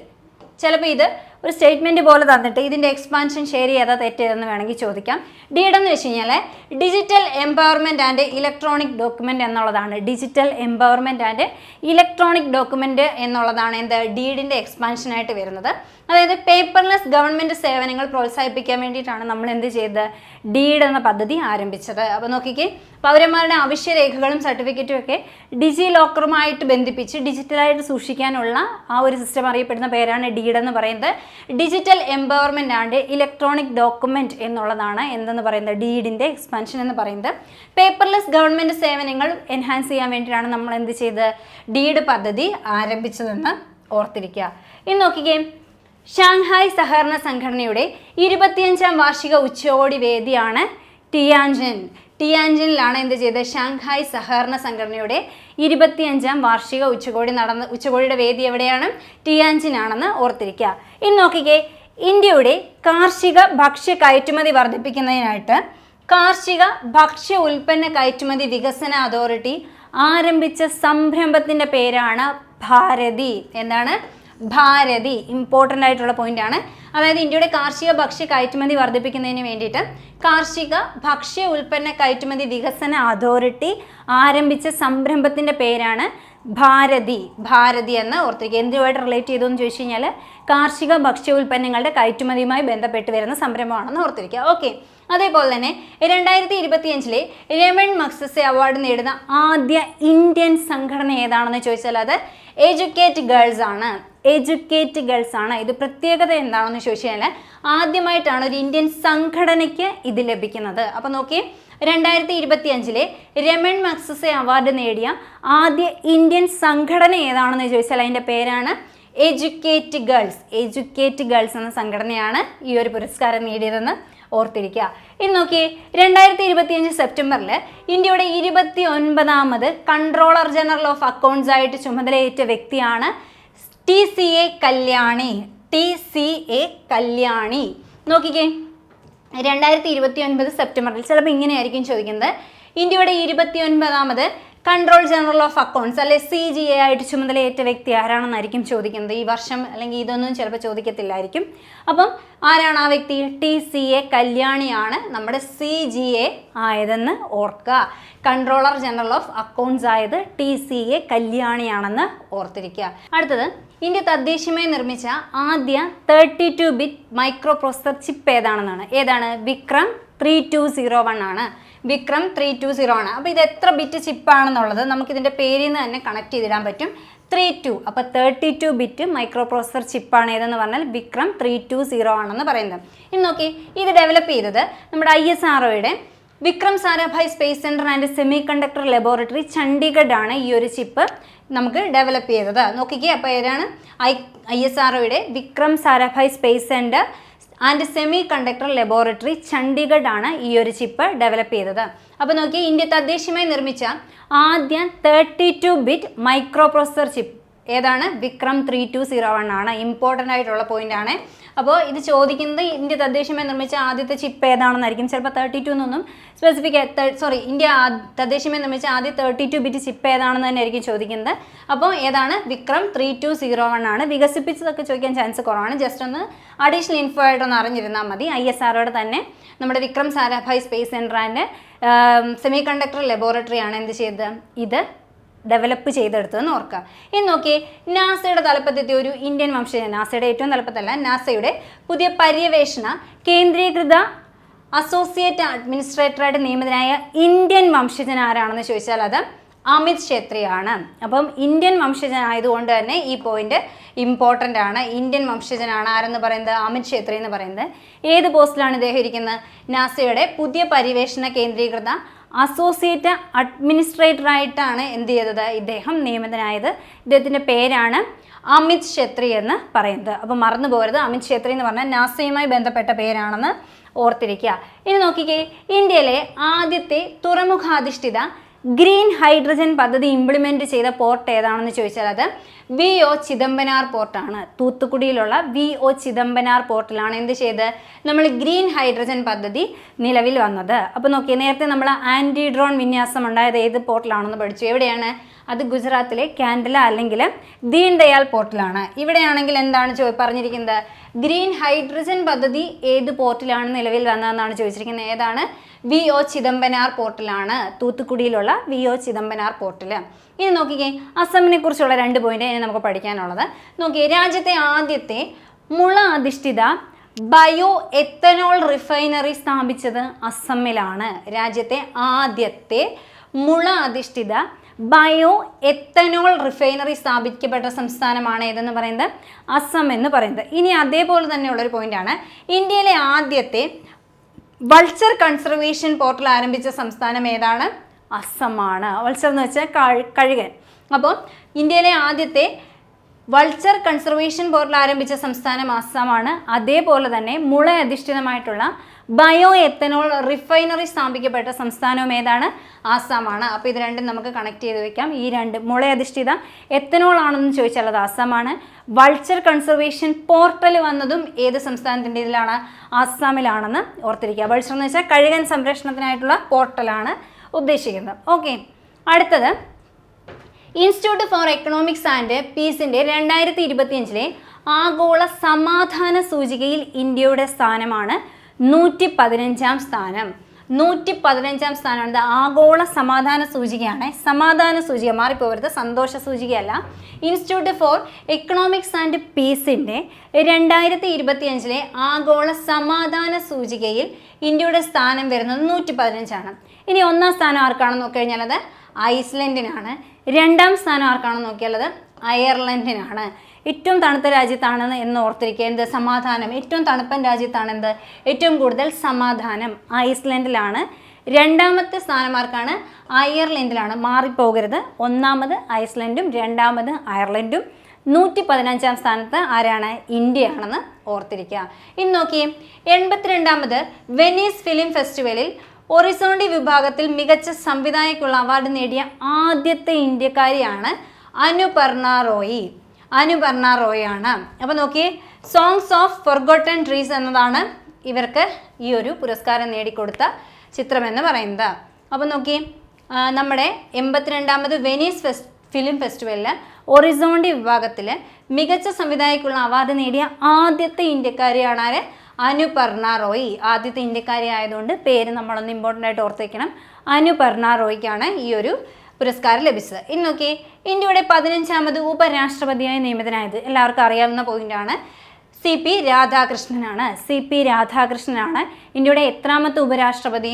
15ാമത് ഉപരാഷ്ട്രപതി. ഈ ഒരു നമ്പർ നോക്കി വെച്ചിരിക്കാം. ഇന്ത്യയുടെ 15ാമത് ഉപരാഷ്ട്രപതിയാണ് ആര്? CP രാധാകൃഷ്ണൻ എന്ന് പറയുന്നത്. ഇനി നോക്കിക്കേ, 2025 സെപ്റ്റംബറിൽ സാമ്പത്തിക ശാസ്ത്രത്തിനുള്ള PV നരസിംഹറാവു സ്മാരക അവാർഡ് മരണാനന്തരം ലഭിച്ച വ്യക്തി ആരാണെന്ന് ചോദിച്ചാൽ അത് മൻമോഹൻ സിംഗ് ആണ്. മൻമോഹൻ സിംഗിനാണ്. അപ്പോൾ നമുക്ക് കണക്ട് ചെയ്തിടാം. അതായത് PV നരസിംഹറാവു പ്രധാനമന്ത്രിയായിരുന്ന സമയത്ത് അതിൽ ആ ഒരു മിനിസ്ട്രിയിലെ ധനകാര്യ വകുപ്പിൻ്റെ മിനിസ്റ്റർ ആയിരുന്ന ആരാണ്? അത് മൻമോഹൻ സിംഗ് ആണ്. അപ്പോൾ നോക്കിയേ, 2025 സെപ്റ്റംബറിൽ സാമ്പത്തിക ശാസ്ത്രത്തിനുള്ള PV നരസിംഹറാവു സ്മാരക പുരസ്കാരം നേടിയത് മരണാനന്തരമാണ് ഇദ്ദേഹത്തിന് ഇത് ലഭിക്കുന്നത്. ആർക്കാണ് ആ വ്യക്തി? മൻമോഹൻ സിംഗ് ആണെന്ന് ഓർത്തിരിക്കുക. നമുക്ക് ഈ പറഞ്ഞ സാമ്പത്തിക ശാസ്ത്രം എന്നൊക്കെ പറയുമ്പോൾ മൻമോഹൻ സിംഗുമായിട്ട് കണക്ട് ചെയ്തിടാനായിട്ട് പറ്റും. അപ്പോൾ അത് ഓർത്തിരിക്കുക. 2025 ഈ പുരസ്കാരം നേടിയത് ആരാണ്? മൻമോഹൻ സിംഗ് ആണെന്ന് ഓർത്തിരിക്കുക. ഇനി നോക്കിയേ, മിസ് യൂണിവേഴ്സ് 2025 കിരീടം നേടിയത് ആരാണ്? അത് ഫാത്തിമ ബോഷാണ്. മെക്സിക്കോക്കാരിയായ ഫാത്തിമ ബോഷാണ് എന്ത് ചെയ്തത്? മിസ് യൂണിവേഴ്സ് 2025 ആയത്. അപ്പം ഈ ഒരു ഇതിൻ്റെ ഫൈനൽ എത്തുന്നതിന് മുന്നേ തന്നെ ഈ ഒരു വ്യക്തി എന്ന് പറയുന്നത് 1-2 ഇഷ്യൂസിലൊക്കെ ബന്ധപ്പെട്ട്, അതായത് അവിടുത്തെ സംഘാടകരുമായിട്ട് 1-2 ഇഷ്യൂസിലൊക്കെ ബന്ധപ്പെട്ട് വാർത്തകളിലൊക്കെ ഇടം പിടിച്ചൊരു വ്യക്തിയാണ്. പുള്ളിക്കാരി തന്നെയാണ് എന്തായിട്ട് തിരഞ്ഞെടുക്കപ്പെട്ടത്? മിസ് യൂണിവേഴ്സ് ആയിട്ട് തിരഞ്ഞെടുക്കപ്പെട്ടത്. അപ്പോൾ മിസ് യൂണിവേഴ്സ് ആയിട്ട് തിരഞ്ഞെടുക്കപ്പെട്ട വ്യക്തി ഏത് രാജ്യക്കാരിയാണ്? മെക്സിക്കോക്കാരിയാണ്. പേരെന്താണ്? ഫാത്തിമ ബോഷ് എന്നാണ് പേരെന്ന് ഓർത്തിരിക്കുക. ഇനി നോക്കി, ഫ്രഞ്ച് സർക്കാരിൻ്റെ 2025 ഷെവലിയർ ബഹുമതി നേടിയ തമിഴ് സിനിമ കലാസംവിധായകൻ്റെ പേരാണ് തോട്ടാധരണി. തോട്ടാധരണിയാണ് എന്തെന്ന് പറഞ്ഞാൽ 2025 ഫ്രഞ്ച് സർക്കാരിൻ്റെ ഷെവലിയർ ബഹുമതി നേടിയ തമിഴ് കലാസംവിധായകൻ എന്ന് പറഞ്ഞ ആരാണ്? തോട്ടാധരണിയാണെന്ന് ജസ്റ്റ് ഓർത്ത് വെച്ചിരിക്കുക. ഇനി നോക്കിക്കേ, ഗോത്ര സമൂഹങ്ങളുടെ സംസ്കാരവും അറിവും സംരക്ഷിക്കുന്നതിനും പ്രോത്സാഹിപ്പിക്കുന്നതിനും ലോകത്തെ ആദ്യത്തെ ഡിജിറ്റൽ സർവകലാശാല, അതിനുവേണ്ടി ഉണ്ടായ ലോകത്തിലെ ആദ്യത്തെ ഡിജിറ്റൽ സർവകലാശാല ഏതാണ്? ആദി സംസ്കൃതി ഡിജിറ്റൽ സർവകലാശാല. ഏതാണ്? ആദി സംസ്കൃതി ഡിജിറ്റൽ സർവകലാശാല. എന്തിനു വേണ്ടിയിട്ടാണ്? ഗോത്ര സമൂഹങ്ങളുടെ സംസ്കാരങ്ങളും അതേപോലെ അറിവും സംരക്ഷിക്കുന്നതിനും പ്രോത്സാഹിപ്പിക്കുന്നതിനും വേണ്ടിയിട്ട് നിലവിൽ വന്ന ലോകത്തിലെ ആദ്യത്തെ ഡിജിറ്റൽ സർവകലാശാലയാണ് ഏതെന്ന് പറയുന്നത്? ആദി സംസ്കൃതി എന്ന് ഓർത്തിരിക്കുക. ഇനി നോക്കിക്കേ, പ്രവാസികൾക്ക് മാത്രമായിട്ട് രാജ്യത്ത് ആദ്യമായി നടപ്പിലാക്കുന്ന സമഗ്ര ആരോഗ്യ അപകട ഇൻഷുറൻസ് പദ്ധതിയുടെ പേരാണ് നോർക്ക കെയർ. നോർക്ക എന്ന് പറയുമ്പോൾ തന്നെ നമുക്കറിയാം വിദേശവുമായിട്ട് ബന്ധപ്പെട്ട എന്തോ കാര്യമാണെന്നല്ലേ. ഇത് നമ്മൾ ഓൾറെഡി പഠിച്ച പോയിന്റാണ്. പ്രവാസികൾക്ക് മാത്രമായി രാജ്യത്ത് ആദ്യമായി നടപ്പിലാക്കുന്ന സമഗ്ര ആരോഗ്യ അപകട ഇൻഷുറൻസ് പദ്ധതിയുടെ പേരാണ് ഇത് നോർക്ക കെയർ എന്ന് പറയുന്നത്. ഇനി നോക്കിയേ, ഓഫ്ലൈൻ ക്ലാസ്സുകൾ ഓൺലൈനായി ലഭിക്കുന്നതിന് വേണ്ടി ഉന്നത വിദ്യാഭ്യാസ കൗൺസിൽ ആരംഭിച്ച പോർട്ടലിൻ്റെ പേരാണ് K-Learn. മറന്നു പോകരുത്, ഇമ്പോർട്ടൻ്റ് ആയിട്ടുള്ള പോയിന്റ്. ഇതുപോലത്തെ ചോദ്യങ്ങൾ നേരത്തെയും ചോദിച്ചിട്ടുള്ളതാണ്. എന്താണ്? ഓഫ്ലൈൻ ക്ലാസ്സുകൾ ഓൺലൈനായിട്ട് ലഭിക്കുന്നതിന് വേണ്ടിയിട്ട് ഉന്നത വിദ്യാഭ്യാസ കൗൺസിൽ ആരംഭിച്ച പോർട്ടലിൻ്റെ പേരാണ് ഏതെന്ന് പറയുന്നത്? K-Learn എന്ന് പറയുന്നത്. K-Learn ഇമ്പോർട്ടൻ്റ് ആണ്. ഇനി നോക്കിക്കേ, അടുത്ത പോയിന്റ്. ഇന്ത്യയിലുടനീളമുള്ള സ്ത്രീകൾ, കൗമാരക്കാരായ പെൺകുട്ടികൾ, കുട്ടികൾ എന്നിവരുടെ ആരോഗ്യ സംരക്ഷണ പോഷകാഹാര സേവനങ്ങൾ ശക്തിപ്പെടുത്തുന്നതിനുള്ള പദ്ധതി അറിയപ്പെടുന്ന പേരാണ് സ്വസ്ഥ നാരി സശക്ത് പരിവാർ അഭിയാൻ. ഇത് നമ്മൾ ഓൾറെഡി പഠിച്ച ഒരു പദ്ധതിയാണ്. നേരത്തെ നമ്മൾ ഇത് ഇമ്പോർട്ടൻ്റ് ആണെന്ന് പറഞ്ഞ് പഠിച്ചിട്ടുണ്ട്. അപ്പോൾ നോക്കിക്കേ, ഇന്ത്യയിലുടനീളമുള്ള സ്ത്രീകളുടെയും കൗമാരക്കാരായ പെൺകുട്ടികളുടെയും കുട്ടികളുടെയൊക്കെ ആരോഗ്യ സംരക്ഷണം പോഷകാഹാര സേവനങ്ങൾ ശക്തിപ്പെടുത്തുന്നതിനുള്ള പദ്ധതി അറിയപ്പെടുന്ന പേരാണ് ഏതാണ്? സ്വസ്ഥ നാരി സശക്ത് പരിവാർ അഭിയാൻ എന്ന പദ്ധതി. ഇനി നോക്കി, ദിത്വ ചുഴലിക്കാറ്റിനെ തുടർന്ന് ശ്രീലങ്കയെ സഹായിക്കുന്നതിനായി ഇന്ത്യ ഗവൺമെൻറ് ആരംഭിച്ച ദുരിതാശ്വാസ ദൗത്യം ഏതാണ്? ഓപ്പറേഷൻ സാഗർ ബന്ധു ആണ്. ഓപ്പറേഷൻ സാഗർ ബന്ധു. നമ്മൾ ഓപ്പറേഷൻസ് എല്ലാം കൃത്യമായിട്ട് പഠിച്ചിരിക്കണം. ഇതിനകത്തുനിന്ന് ചോദ്യങ്ങൾ ചോദിക്കാറുണ്ട്. അപ്പോൾ ഓപ്പറേഷൻ സാഗർ ബന്ധു എന്ന് പറഞ്ഞു കഴിഞ്ഞാൽ ശ്രീലങ്കയിൽ ദിത്വ ചുഴലിക്കാറ്റ് മൂലം നാശനഷ്ടം ഉണ്ടായ സമയത്ത് ഇന്ത്യ അവരെ സഹായിക്കാൻ ആരംഭിച്ച ദൗത്യത്തിൻ്റെ പേരാണ് ഏതെന്ന് പറയുന്നത്? ഓപ്പറേഷൻ സാഗർ ബന്ധു എന്ന് പറയുന്നത്. അപ്പോൾ നോക്കിയേ, 2025 നവംബറിൽ ബംഗാൾ ഉൾക്കടലിൽ രൂപപ്പെട്ട ചുഴലിക്കാറ്റാണ് ഏതെന്ന് പറയുന്നത്? ദിത്വ ചുഴലിക്കാറ്റ് എന്ന് പറയുന്നത്. അപ്പോൾ ഇതിന് പേര് കൊടുത്തത് ഏത് രാജ്യമാണ്? യമനാണ് ഇതിന് പേര് കൊടുത്തതെന്ന് ഓർത്തിരിക്കുക. ദിത്വ ചുഴലിക്കാറ്റിന് പേര് കൊടുത്ത രാജ്യം ഏതാണ്? യമൻ ആണെന്ന് ഓർത്തിരിക്കുക. അപ്പം ഓപ്പറേഷൻ സാഗർ ബന്ധു, നമുക്കറിയാം ഇന്ത്യയുടെ താഴെയാണ് എന്ത്? ശ്രീലങ്ക കിടക്കുന്നത് അല്ലേ? നമ്മളുമായിട്ട് ബന്ധപ്പെട്ട കടലിൽ കിടക്കുന്നതാണ്. അപ്പോൾ സാഗർ എന്ന് പറഞ്ഞാൽ എന്താണ്? കടലാണ്. അപ്പോൾ കടൽ വഴിയുള്ള നമ്മുടെ ഒരു ബന്ധു എന്ന് ഓർത്തിരിക്കുക. ഏത് രാജ്യം? ശ്രീലങ്ക. അപ്പോൾ ശ്രീലങ്കയിൽ നടന്ന ശ്രീലങ്കയിൽ നടന്ന ദുരന്തം നടന്ന സമയത്ത് ഇന്ത്യ അവരെ സഹായിക്കാൻ വേണ്ടിയിട്ട് നടത്തിയ ഓപ്പറേഷനാണ് ഇത്? സാഗർ ബന്ധു. ഓപ്പറേഷൻ സാഗർ ബന്ധു എന്ന് ഓർത്തിരിക്കുക. ഇനി നോക്കിക്കേ, പ്രസ് ക്ലബ് ഓഫ് ഇന്ത്യയുടെ ആദ്യ വനിതാ പ്രസിഡന്റായി തിരഞ്ഞെടുക്കപ്പെട്ട വ്യക്തി ആരാണ്? അതാണ് സംഗീത ബറുഹ പിഷാരോട്ടി. സംഗീത ബറുഹ പിഷാരോട്ടിയാണ് ആരെന്ന് പറയുന്നത്? പ്രസ് ക്ലബ് ഓഫ് ഇന്ത്യയുടെ ആദ്യ വനിതാ പ്രസിഡന്റ്. ആദ്യ വനിതാ പ്രസിഡന്റ് ആയതുകൊണ്ട് തന്നെ ഇത് ഇമ്പോർട്ടൻ്റ് ആണ്. സംഗീത എന്നോർത്തിരിക്കാം. അപ്പോൾ പ്രസ് ക്ലബ് ഓഫ് ഇന്ത്യയുടെ ആദ്യ വനിതാ പ്രസിഡന്റായി തിരഞ്ഞെടുക്കപ്പെട്ട വ്യക്തി ആരാണ്? സംഗീത ബറുഹ പിഷാരോട്ടിയാണ്. ഇനി നോക്കി, ഇന്ത്യയിലെ ഏറ്റവും നീളം കൂടിയ കാൻഡിലിവർ ഗ്ലാസ് ബ്രിഡ്ജ് നിലവിൽ വന്നത് എവിടെയാണ്? അത് ആന്ധ്രാപ്രദേശിലെ വിശാഖപട്ടണത്താണ്. ആന്ധ്രാപ്രദേശ് സംസ്ഥാനം ചോദിച്ചാൽ ആന്ധ്രാപ്രദേശാണ്. സ്പെസിഫിക് ആയിട്ട് പറയുകയാണെങ്കിൽ വിശാഖപട്ടണത്താണ് എന്ത് ചെയ്തത്? ഈ ഒരു കാൻഡിലിവർ ഗ്ലാസ് ബ്രിഡ്ജ് നിലവിൽ വന്നത്. പ്രത്യേകത എന്താണ്? ഇന്ത്യയിലെ ഏറ്റവും നീളമേറിയ കാൻഡിലിവർ ഗ്ലാസ് ബ്രിഡ്ജാണ് നമ്മുടെ വിശാഖപട്ടണത്ത് നിലവിൽ വന്നിട്ടുള്ളത്. അതേപോലെ നോക്കി, 2025 ഗ്ലോബൽ ഇന്നൊവേഷൻ ഇൻഡെക്സിൽ ഇന്ത്യയുടെ റാങ്ക് എത്രയാണ് എന്ന് ചോദിച്ചാൽ അത് 38ാമത് റാങ്കാണ്. 2025 ഗ്ലോബൽ ഇന്നൊവേഷൻ ഇൻഡെക്സിലെ ഇന്ത്യയുടെ റാങ്ക് എത്രയാണ്? 38 ആണെന്ന് ഓർത്തിരിക്കുക. അതേപോലെ തന്നെ ഇതും ഇമ്പോർട്ടൻ്റ് ആയിട്ടുള്ളൊരു പോയിൻ്റാണ്. ഇന്ത്യയിലെ ഏറ്റവും വലിയ ബാറ്ററി എനർജി സ്റ്റോറേജ് പദ്ധതി നിലവിൽ വരുന്നത് ഏത് സംസ്ഥാനത്താണ്? ഗുജറാത്തിലാണ്. ഇന്ത്യയിലെ ഏറ്റവും വലിയ ബാറ്ററി എനർജി സ്റ്റോറേജ് പദ്ധതി നിലവിൽ വരുന്ന സംസ്ഥാനമാണ് ഗുജറാത്ത്. ഖാവ്ഡയാണ്. ഖാവ്ഡ സ്പെസിഫിക് ആയിട്ട് പറഞ്ഞാൽ ഖാവ്ഡ എന്ന സ്ഥലത്താണ് വരുന്നത്. ഗുജറാത്ത് സംസ്ഥാനത്താണ് വരുന്നത്. ഇന്ത്യയിലെ ഏറ്റവും വലിയ ബാറ്ററി എനർജി സ്റ്റോറേജ് പദ്ധതിയാണ് ഗുജറാത്തിൽ നിലവിൽ വരുന്നത്. ഇനി നോക്കിക്കേ, അതിർത്തി രക്ഷാസേന BSFന്റെ ആദ്യത്തെ വനിതാ ഫ്ലൈറ്റ് എഞ്ചിനീയർ ആയിട്ട് നിയമിതയായത് ഭാവന ചൗധരിയാണ്. ആദ്യത്തെ ആയതുകൊണ്ട് തന്നെ ഇമ്പോർട്ടൻ്റ് ആണ്. ആദ്യത്തെ വനിതാ ഫ്ലൈറ്റ് എഞ്ചിനീയർ ആയിട്ട് നിയമിതയായത് ഭാവന ചൗധരിയാണെന്ന് ഓർത്തിരിക്കുക. അപ്പം BSFന്റെ ആദ്യ വനിതാ ഫ്ലൈറ്റ് എഞ്ചിനീയർ ആയിട്ട് നിയമിതയായ വനിത ആരാണ്? ഭാവന ചൗധരിയാണ്. ഇനി US പുറത്ത് ഗൂഗിളിൻ്റെ ഏറ്റവും വലിയ AI ഹബ്ബ് നിലവിൽ വരുന്നത് എവിടെയാണ്? വിശാഖപട്ടണത്താണ്. US പുറത്ത് ഗൂഗിളിൻ്റെ ഏറ്റവും വലിയ AI ഹബ്ബ് നിലവിൽ വരുന്ന എവിടെയാണ്? വിശാഖപട്ടണത്താണ്. നോക്കിയേ, ഇന്ത്യൻ മണ്ണിൽ നിന്ന് വിക്ഷേപിക്കുന്ന ഏറ്റവും ഭാരമേറിയ ആശയവിനിമയ ഉപഗ്രഹമാണ് CMS-03 എന്ന് പറയുന്നത്. ഇന്ത്യൻ മണ്ണിൽ നിന്ന് വിക്ഷേപിക്കുന്ന ഏറ്റവും ഭാരമേറിയ ആശയവിനിമയ ഉപഗ്രഹമാണ് CMS-03 എന്ന് പറയുന്നത്. GSAT 7R. ഓക്കെ, ഇനി ഇതിൻ്റെ വിക്ഷേപണം എവിടെ നിന്നായിരുന്നു? സതീഷ് ധവാൻ സ്പേസ് സെൻറ്ററിൽ നിന്നുമാണ്. ഈ ഉപഗ്രഹത്തിൻ്റെ ഭാരമാണ്, നമ്മൾ ഭാരം ഏറിയാന്ന് പറഞ്ഞപ്പോൾ ഭാരം കൂടി പറയണമല്ലോ, 4410 കിലോഗ്രാം ആണ് ഈ ഉപഗ്രഹത്തിൻ്റെ ഭാരമെന്ന് പറയുന്നത്. അപ്പോൾ അതാണ് അതിൻ്റെ പ്രത്യേകത. ഇന്ത്യൻ മണ്ണിൽ നിന്ന് വിക്ഷേപിക്കുന്ന ഏറ്റവും ഭാരമേറിയ ആശയവിനിമയ ഉപഗ്രഹമാണേത്? CMS-03 എന്ന് പറയുന്നത്. 4410 കിലോഗ്രാം ആണ് ഈ ഉപഗ്രഹത്തിൻ്റെ ഭാരമെന്ന് പറയുന്നത്. ഓക്കെ, അപ്പോൾ CMS-03 ഓർത്തിരിക്കുക, പ്രത്യേകതയുള്ളതാണ്. ഇനി നോക്കിയേ, international union for conservation of നേച്ചറിൻ്റെ, അതായത് IUCN-ൻ്റെ സ്പീഷീസ് സർവൈവൽ കമ്മീഷൻ അധ്യക്ഷനായി നിയമിക്കപ്പെട്ട മലയാളി ആരാണെന്ന് ചോദിച്ചാൽ അത് വിവേക് മേനോനാണ്. അപ്പോൾ IUCN-ൻ്റെ സ്പീഷീസ് സർവൈവൽ കമ്മീഷൻ അധ്യക്ഷനായിട്ട് തിരഞ്ഞെടുക്കപ്പെട്ട മലയാളിയാണ് ആര്? വിവേക് മേനോൻ. അതായത് ഇതിനെക്കുറിച്ചൊക്കെ നല്ല വിവേകമുള്ള ഒരാളായതുകൊണ്ട് ഈ ഒരു പോസ്റ്റിലേക്ക് തിരഞ്ഞെടുക്കപ്പെട്ടു എന്ന് ആലോചിക്കുക. സ്പീഷീസ് സർവൈവൽ കമ്മീഷൻ്റെ ചെയർമാനായിട്ട് അല്ലെങ്കിൽ അധ്യക്ഷനായിട്ട് തിരഞ്ഞെടുക്കപ്പെട്ട മലയാളി ആരാണ്? വിവേക് മേനോനാണെന്ന് ഓർത്തിരിക്കുക. ഈ പദവിയിലെത്തുന്ന ആദ്യത്തെ ഏഷ്യക്കാരനാണ് വിവേക് മേനോൻ. അപ്പോൾ ഈ പദവിയിലെത്തുന്ന ആദ്യത്തെ മലയാളി മാത്രമല്ല, ആദ്യത്തെ ഏഷ്യക്കാരനാണ് ആരെന്ന് പറഞ്ഞാൽ വിവേക് മേനോൻ എന്ന് പറഞ്ഞാൽ. ഇനി നോക്കിയേ, 2025 വനിതാ ലോകകപ്പിൻ്റെ കിരീട ജേതാവ് ആരാണ്? നമ്മൾ ഒരുപാട് ആഘോഷിച്ചതാണ്. ആരാണ്? ഇന്ത്യയാണ്. 2025 വനിതാ ലോകകപ്പ് ജേതാവ് ഇന്ത്യയാണ്. നമ്മൾ തോൽപ്പിച്ചത് ആരെയാണ്? ദക്ഷിണാഫ്രിക്കയാണ്. അപ്പോൾ റണ്ണറപ്പ് ആരാണ്? ദക്ഷിണാഫ്രിക്കയാണ്. അപ്പോൾ ഇതിൻ്റെ വേദി എന്ന് പറഞ്ഞു കഴിഞ്ഞാൽ നവി മുംബൈയിലെ DY പാട്ടീൽ സ്റ്റേഡിയം ആയിരുന്നു ഫൈനലിൻ്റെ വേദി എന്ന് പറഞ്ഞാൽ.